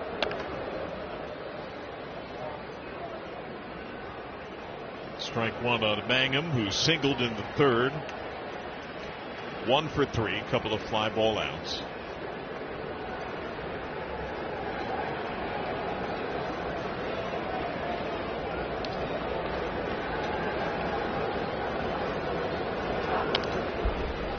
Oh, and 2.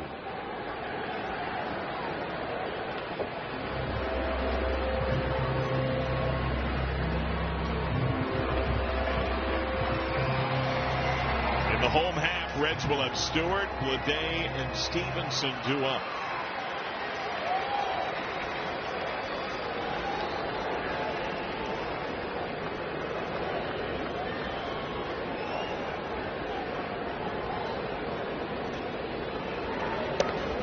Up and away.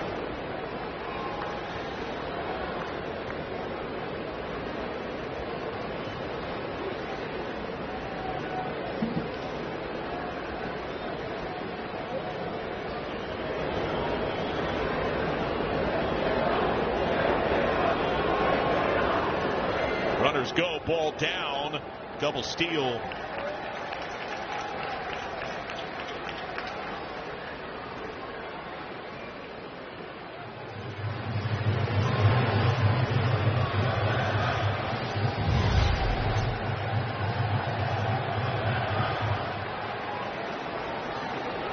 Outfield cheats in noticeably. Marte particularly shallow in right. Time for Manga. Walks have been a bugaboo for the Reds bullpen. Entering this plate appearance for Manga, 232 walks doled out by the Reds pen. Going back to 1901, only 2 teams had issued more walks before the month of August.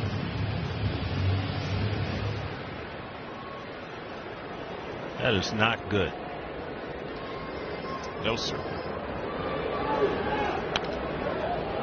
Fouled back.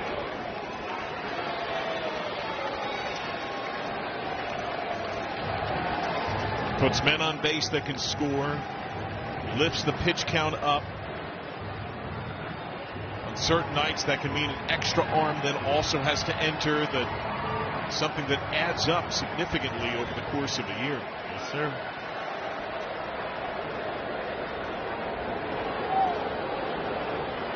Down and in, got Mangum. He's got first base. Bases are loaded.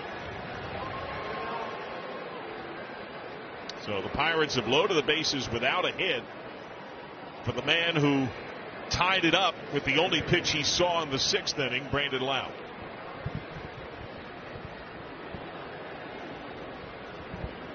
His home run, our StatCast 3D Google Cloud. Well, Brandon Lau looking for a breaking ball and got it on that first pitch. This is why they brought him to Pittsburgh. It's because of his ability to hit the ball out the ballpark. 23 on the season now. He's doing his job. TJ Antone is getting up at the Reds pen. Lau lifetime bases loaded, 323, 6 grand slams. As a Pirate this year, he's hitting 400 bases loaded with one of those grannies. This is left on left against Burke.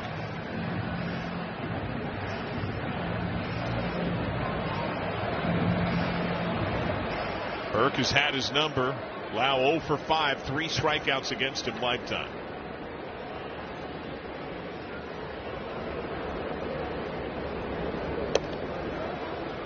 Ball 1.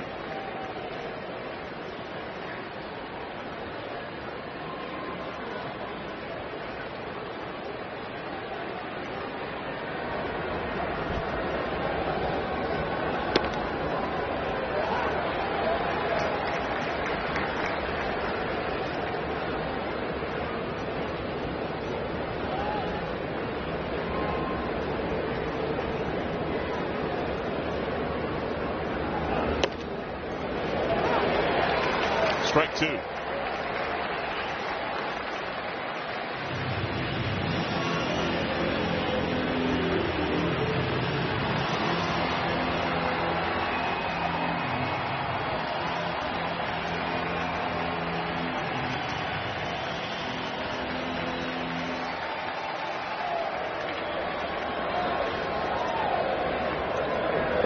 Check swing. Did he go? Yes. Strike 3.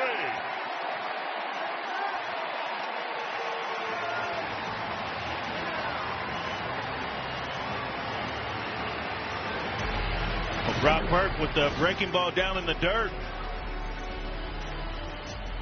Lau thought he laid off, but he did not.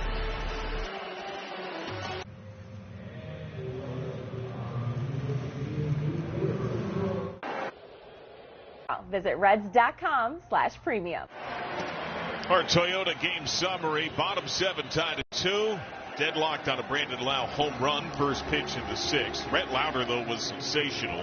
2 earnings, quality start, did not walk a man. Ellie De La Cruz, strong night, couple of doubles, a ribby, a walk. He has stolen a couple of bags and scored. Few scoring opportunities throughout the game. Leadoff hitters getting on base. Not able to push another run across the board. Hopefully that does not come back to haunt us. Reds are 1 for 12 with men in scoring position, stranding 8. Jared Triolo at pinch hit for Jacob Gonzalez. Straight switch, takes over at shortstop.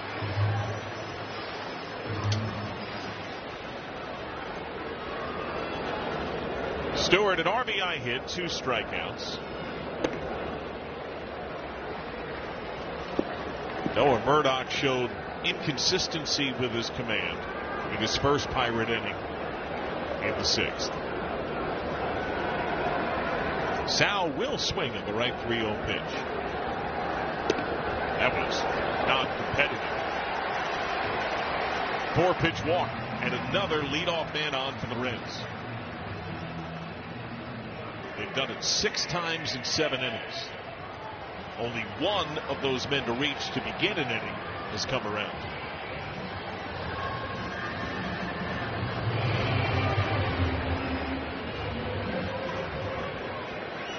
J.J. Bleday walked his last time, was later caught stealing. He has popped out, struck out. The Reds for some time have been powerless to challenge. Stewart used one first at bat of the ball game for him opening inning. And Eugenio Suarez employed one a couple of ABs ago.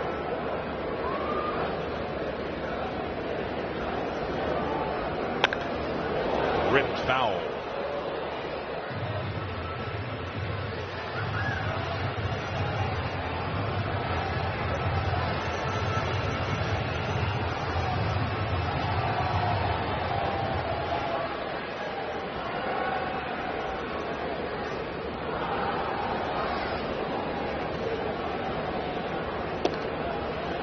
Landed, strike 3.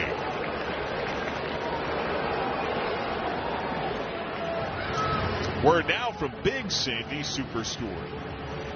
This summer, sleep cooler for less at Big Sandy Superstore. Your headquarters for luxury mattresses. Big Sandy Superstore. Tyler Stevenson has struck out once, walked twice. TJ Antone is back up in the Reds pen.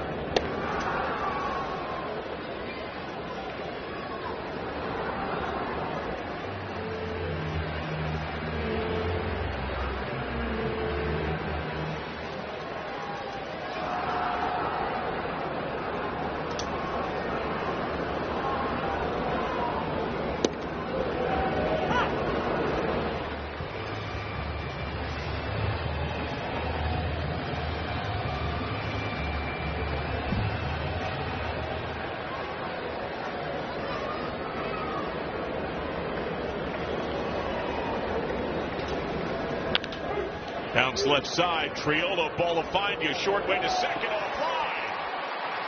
Came up a little short. Stewart's into second base. Scored a base hit for Tyler Stevenson. 2 on.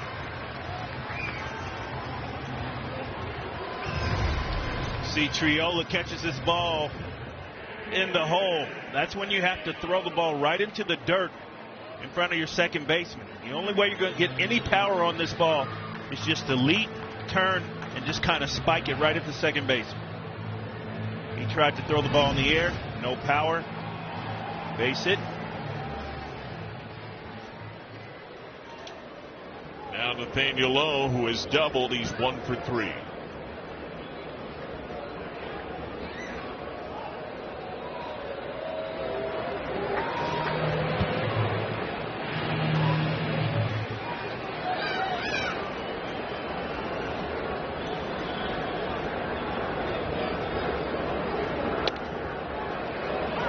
Called strike.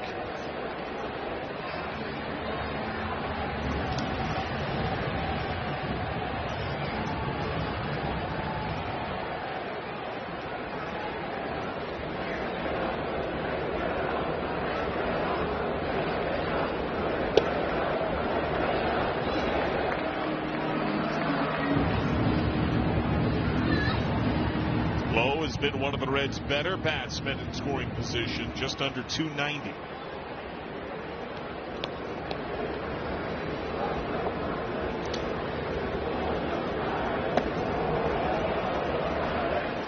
And the stuff for Murdock can play. Yeah, if he throws strikes, there was at one point where he was basically just a one-pitch pitcher because he couldn't find that curveball. seems like the more time he's been out there, the better starting to command his pitches.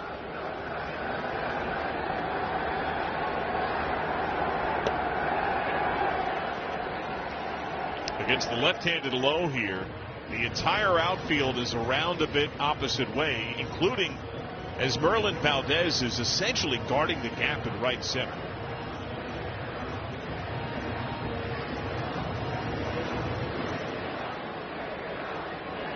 Sal Stewart, potential tie-breaking run off second base.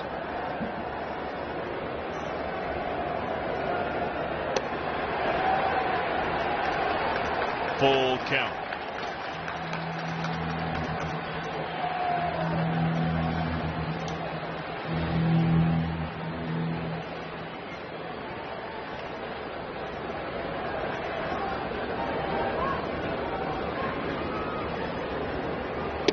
Way in. Bases loaded.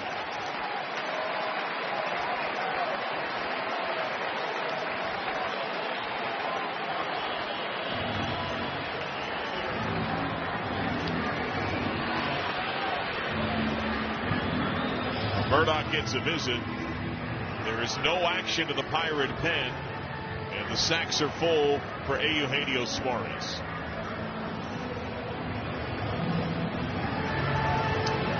I would assume Gino's approach will be to obviously be patient. However,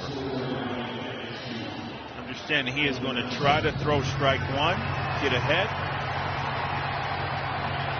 zone him up, let it eat.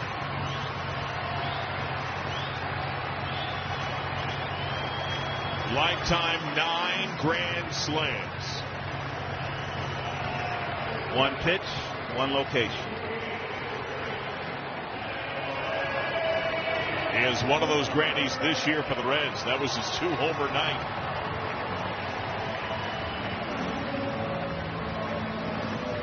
Base hit would work, a walk would work. Breaking ball on the foot that doesn't hurt him do the trick. O'Hearn cheats in front of the runner at first. First pitch. Twisting foul down the right field side. And you called it. You figure with all the walks, wildness, he's got to try to throw a strike. It's probably going to be the fastball. That was a middle sinker. Yep.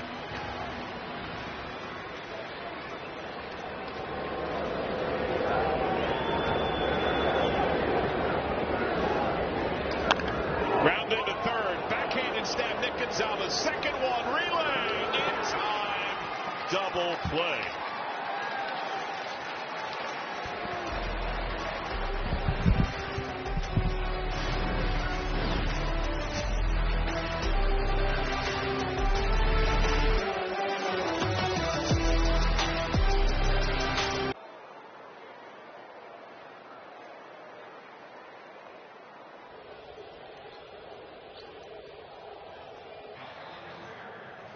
Search Fox 19 now. The ultimate goal of an MLB fan, seeing it all. The MLB Journey to 30 sweepstakes presented by T-Mobile, the ultimate bucket list. Enter now for your chance to win trips to all 30 ballparks. Yes, all 30. MLB.com/journey to 30 sweeps. It's a good-sized crowd here tonight. There has been strong energy in the building. The game remains tied at 2. TJ Antone, the latest Reds reliever, in.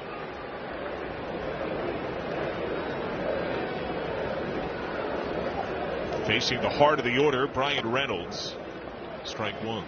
2.16 ERA this year. How about that?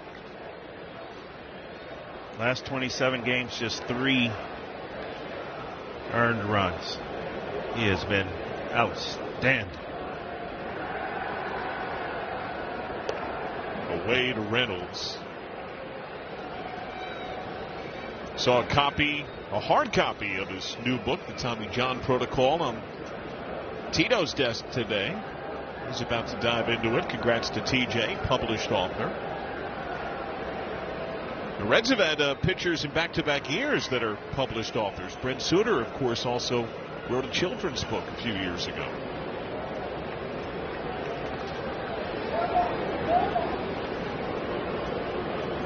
Reynolds is lined out, struck out, grounded out.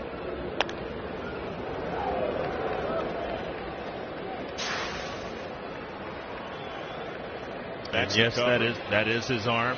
Yeah. Isn't that cool? That is super cool. That's the scar right there. I think he was flexing though. I think he's flexing a little bit. You have to, right? He got offended when I said, "Is that an AI created arm?" Put a scar on that arm. Not happy.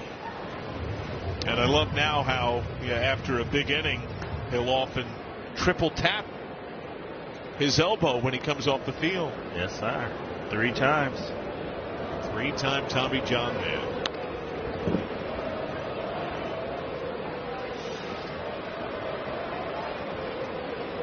His dad was just in town for a few days, incredibly proud as he should be. Yeah, we had a chance to see him the last few days after the game. Super proud, as he should, as you said.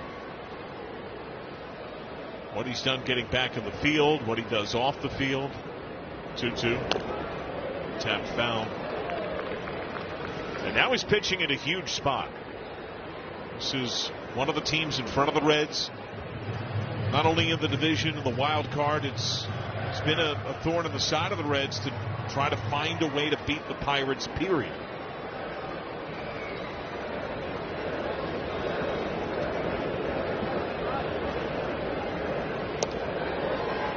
And the Reds have had some major troubles tonight. They are 1 for 13 with men in scoring position.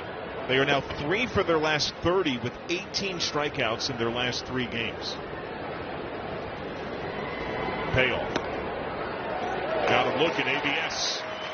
Powered by T-Mobile. The previous pitch was called a strike. The batter has challenged. Pirates have 2 to lose. That is a strike. The pitch is a strike. It is strike 3.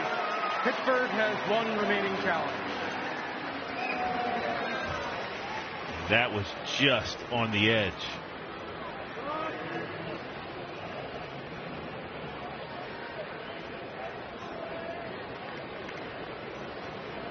That's a video game perfect pitch. Yes, it is. And he repeats it to front door breaking ball strike to Valdez.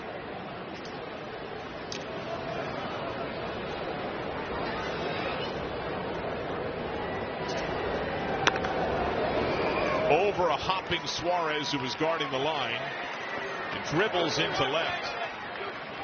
Standing double for Valdez.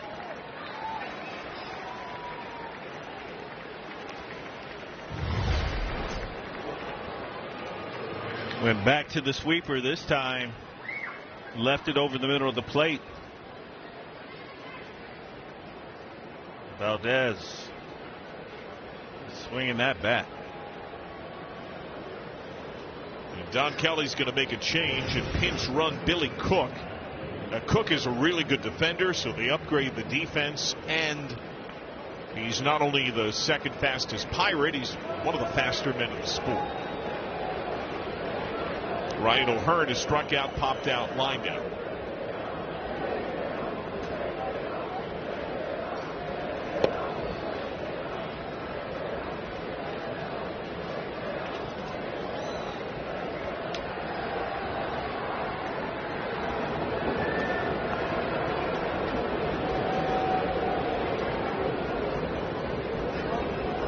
Check swing, clearly went. No appeal needed.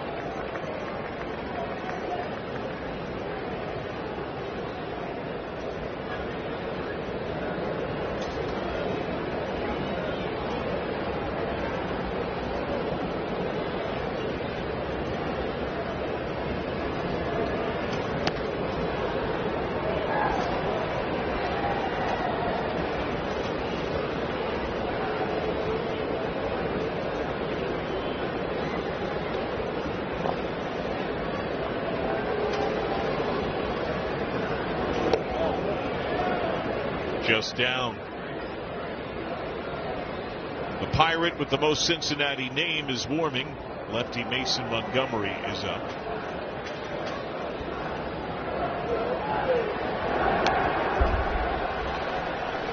Dave Myers is about as shallow as he plays, just in case he can charge a bouncing ball in center, try to either cut down or corral Cook. Have him hold at third or get him at the plate. In the air, center field.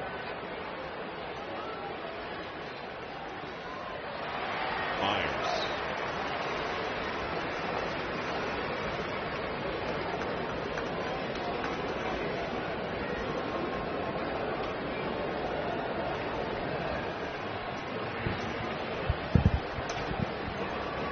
Now it's Nick Gonzalez, who took his career-high hitting streak to 14 games, a single in the second, added a double and a run scored in the fifth.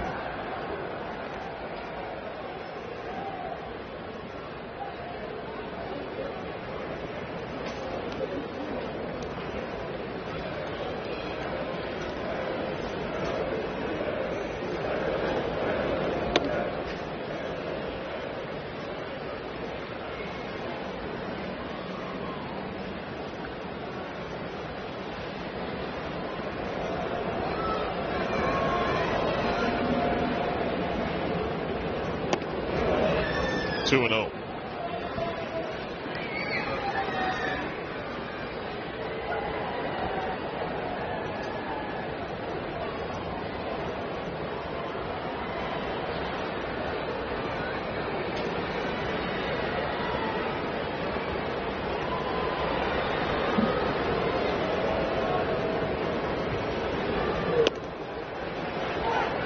Two and 1.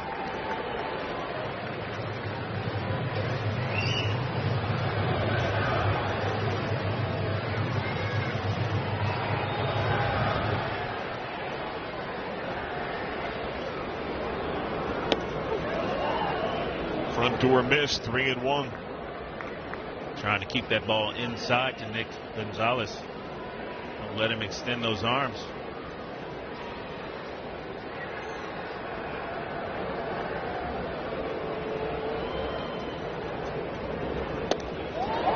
Chases that breaking ball away.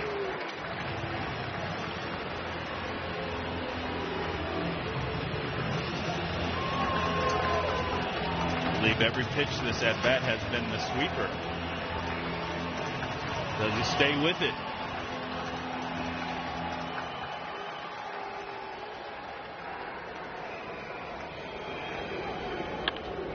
Center field, Myers.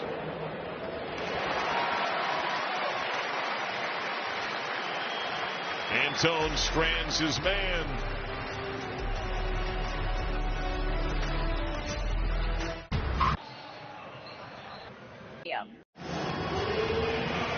The Reds and Avocados from Peru have teamed up for a chance to win a new 2026 Toyota Tacoma SR or Reds VIP experience. To enter, scan the QR code on your screen, register at reds.com/AvoReds, and be sure to also follow @Avos from Peru on Instagram. Very happy 100th birthday to DeWitt Earsman from Miamisburg, Ohio. 100 years young yesterday. Happy birthday. Some changes for the Pirates. Reds in Pittsburgh tied at 2. Billy Cook in pinch run. He's in center. They bump Garcia to right. Mason Montgomery on the mound. First pitch popped by Myers. And Lau has out number 1.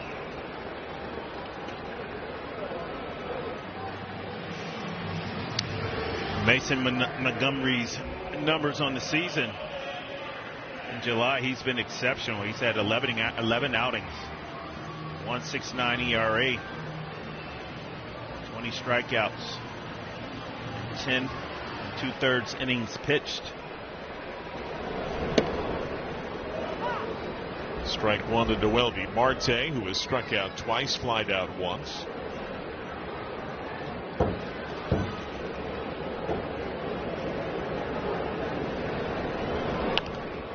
Reds have closer Emilio Pagan up in their bullpen.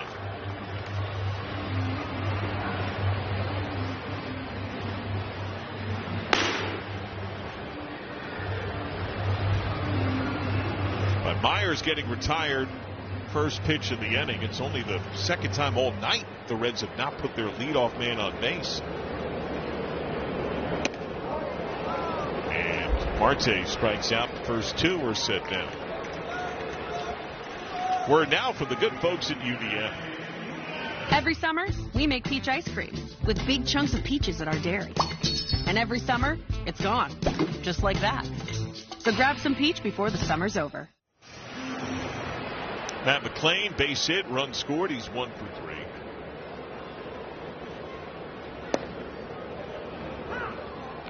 And Montgomery's coming right at him. It's a 100-mile-an-hour heater.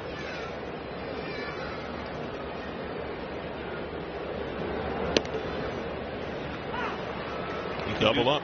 You can do that when you throw 100.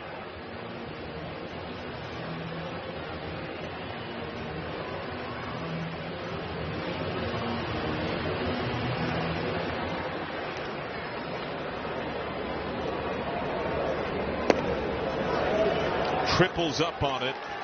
It's a 1-2-3 inning.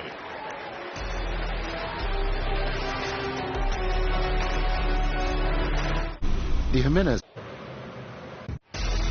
This copyrighted telecast is presented by authority of the Cincinnati Reds and may not be reproduced or retransmitted in any form. And the accounts and descriptions of this game may not be disseminated without the express written consent of the Cincinnati Reds.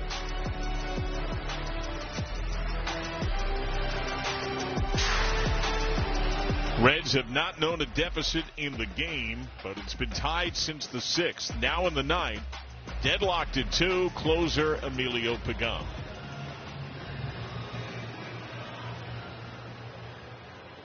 We saw Emilio in Tuesday's game. It'll be game 2 against the Guardians.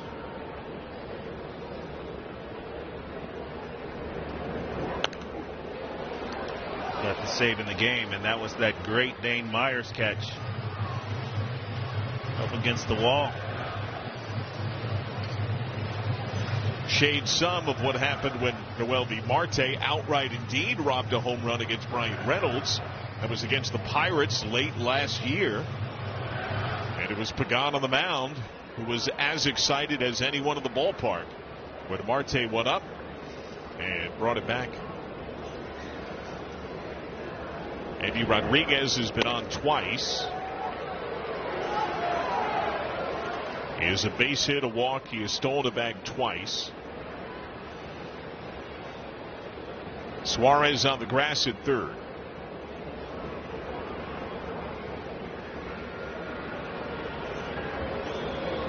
One. Pretty nasty split.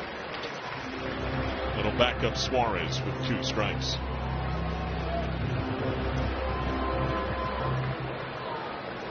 Pirate closer Gregory Soto is warming.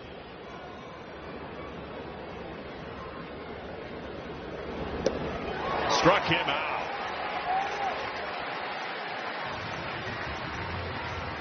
Back to back with the split. Get an aggressive hitter. You take advantage. That's nasty.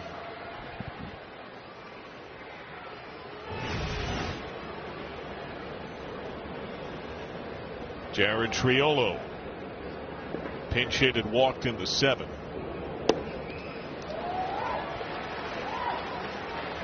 There's been some better finish on Pagan's pitches. Velocity's up a bit,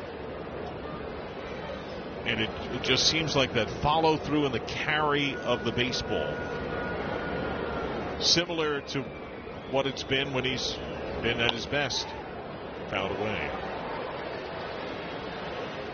And we've seen a far more biting splitter over these last couple of weeks as well.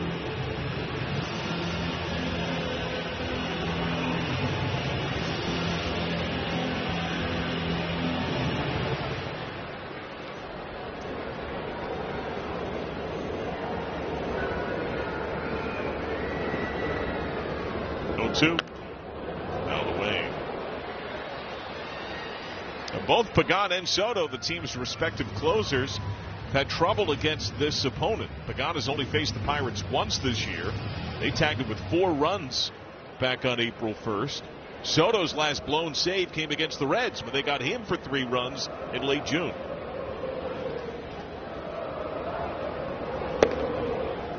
One ball and 2 strikes.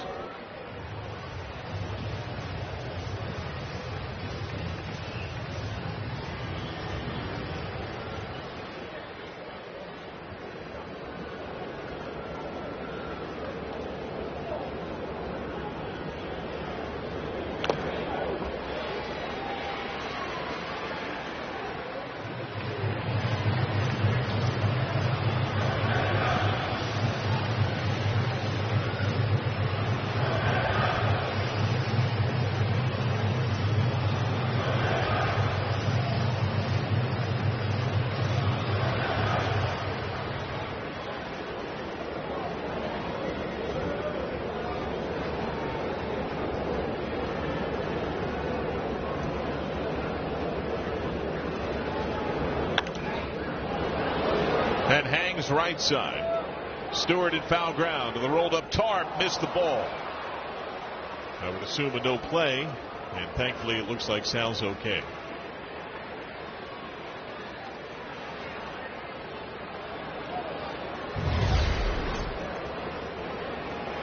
Trying to get over to that Tarp area. Be different if it was just the wall there or just the fence. You can deal with that, but just uncomfortable.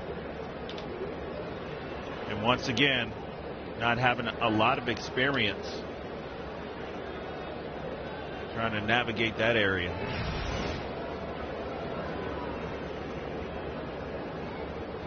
A natural third baseman down and away. There's something on the track in right field. Right behind Welby Marte. A shirt or something?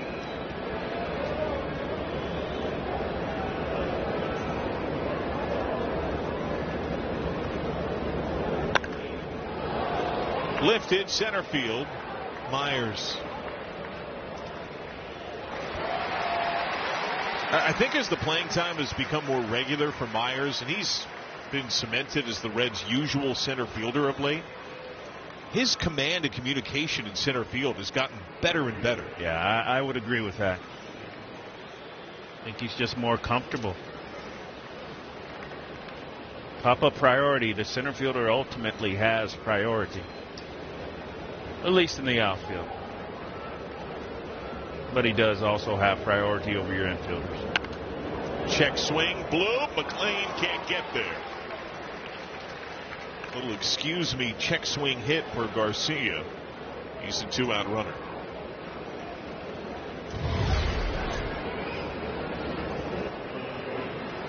To get a hit like that, you go, man, well, why wouldn't I just kind of take a half swing most of the time? A much more controlled swing.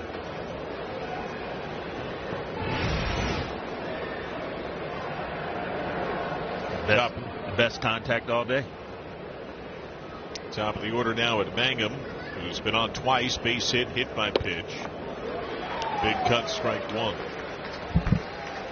Game is funky, man. Yes, it is.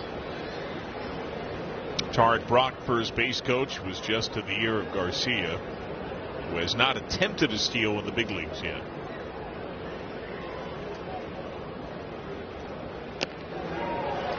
Oh, 2.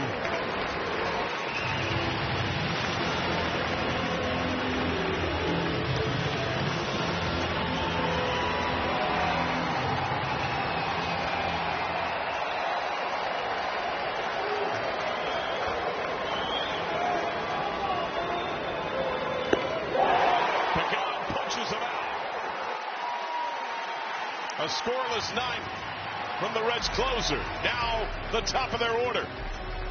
De La Cruz, Stewart, and Blade.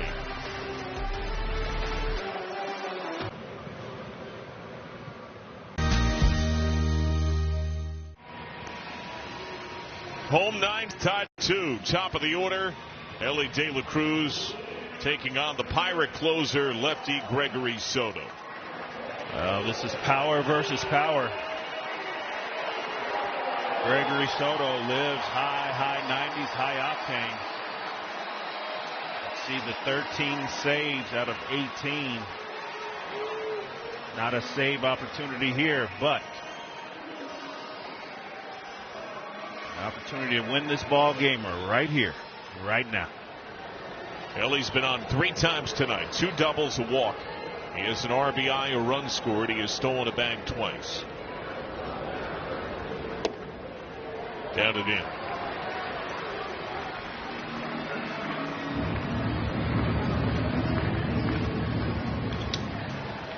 Soto pitched back-to-back Monday, Tuesday against the Diamondbacks. Gave up an unearned run in the Tuesday affair downstairs. When he last saw the Reds, he blew a save June the 27th. Got tagged with 3 runs in his 1 inning that day. Reds rallied for a 9-7 seesaw win. Smoked. Base hit. Sliding stop and left. Ellie trying for 2. His 3rd double tonight. The winning run in scoring position.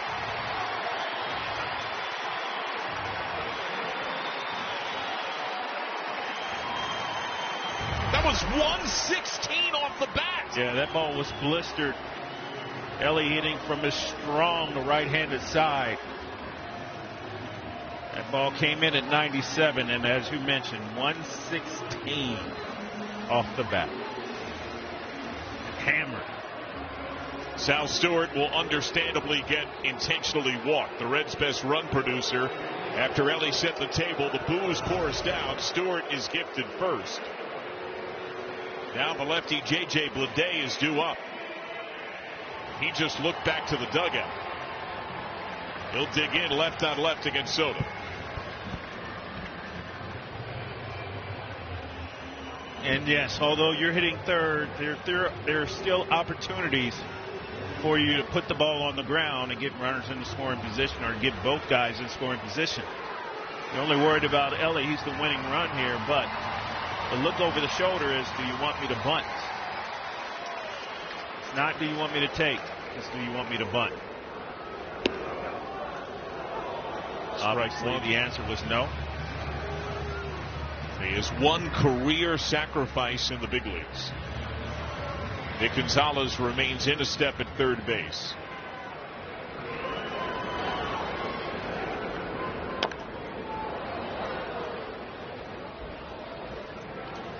Going back as the records due to 1901. Tonight, Ellie De La Cruz became the first Red to have 3 extra base hits and 2 steals in the same game. Power and speed.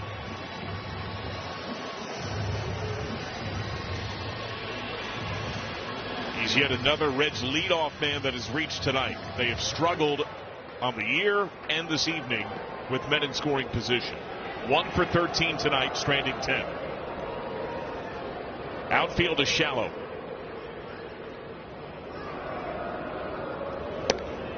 One and 2. And you can see Gregory Soto with a slide step to the plate. Ellie looked like he's trying to time him up and possibly try to steal third base.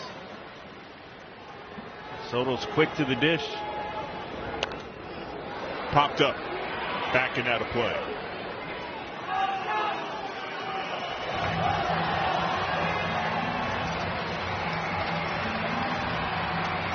Well, Soto has those quicks. The league has run on him. Lifetime, the league is 32 for 34 trying to steal with him on the mound.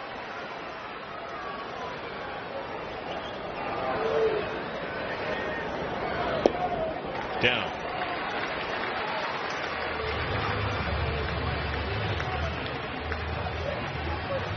Pirates still have a challenge to lose. The Reds have none, at least through 9. If extras come,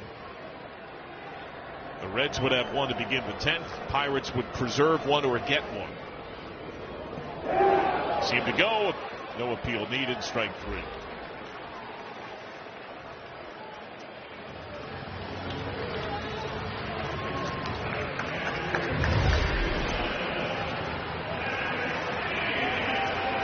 you did. Now I think you'll see Ellie try to work a little bit harder to see if he can get himself a jump right here.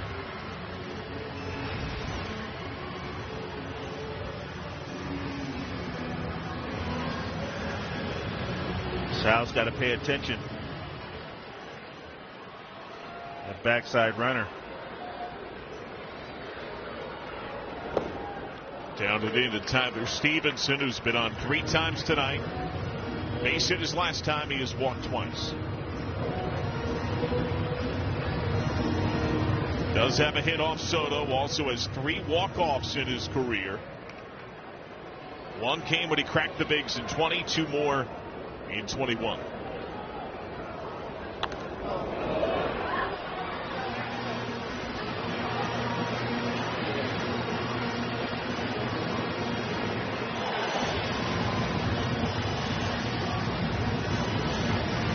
The inning began with a drill double by De La Cruz.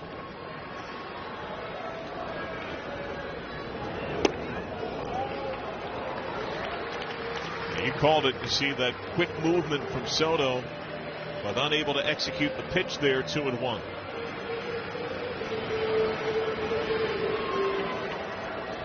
The outfield is incredibly shallow. Huge lead for De La Cruz. They know the speed of De La Cruz, who has been aggressive in legging out his 2-baggers tonight. Garcia in right, Cook in center, Mangum in left. Cheating as shallow as we've seen a visiting outfield in some time here. 3-1. Check swing. Did he go? No.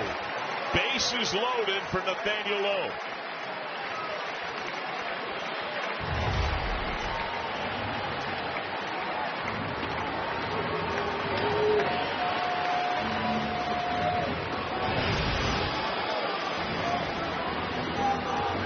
Among current Reds, Lowe knows walk-off moments better than most of them. He's been a part of a championship team. He has 6 career walk-offs, including that big-time big fly against the Tigers and Kenley Jansen in late April, when he just got it over the wall in right center. He has a couple of hits and a ribby lifetime against Soto. This is left on left, trying to win the game. Nate Lowe, the veteran, and Nate Lowe right now is where you have to lean on. Get a ball in an area where you can get it in the air. Game is over. Infield in. 0-1.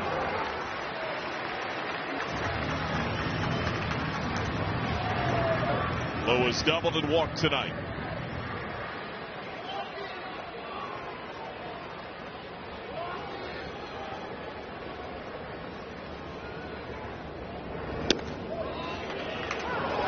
One.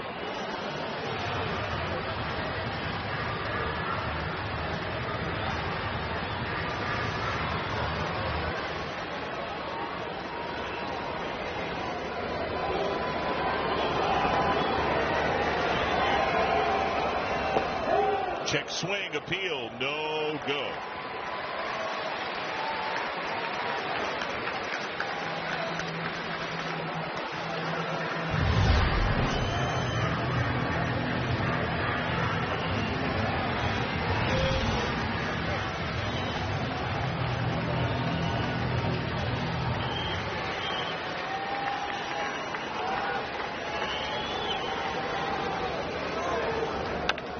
Chopper, De La Cruz home.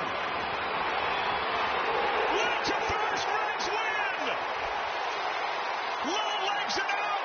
De La Cruz darts to the plate, and the Reds take down the Pirates 3-2.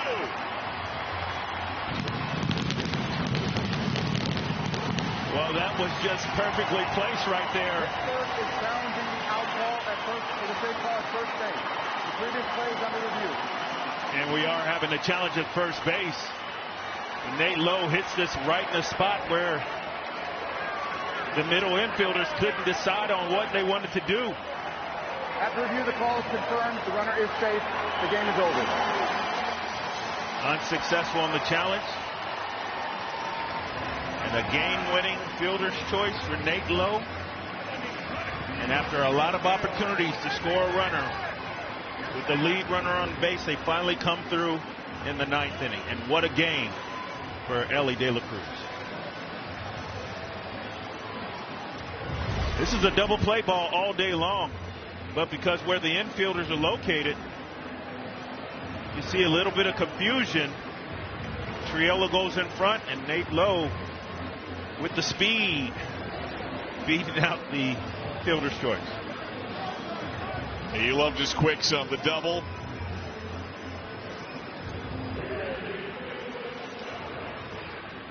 Six-4 fielder's choice, safe for Lowe. De La Cruz in. It's the second walk-off as a Red for Nathaniel Lowe, the 7th of his career. Now the Reds take the opener with Pittsburgh, and Jim is downstairs with Nathaniel Lowe. John, thank you very much. Respect the speed, right? Oh, Tito says speed never takes a day off. I don't know what that means, but we won. Take us through that situation. Obviously, it's bases loaded. The game is on the line. But you got a tough lefty. It's a lefty-lefty matchup. Do you change your approach at all there? You just got to get something you can handle, you know. And, like, he still kind of beat me there. I just smushed it in the ground, but I got a chance to get a ball in play. But the guys in front of me put together great at-bats to let me capitalize.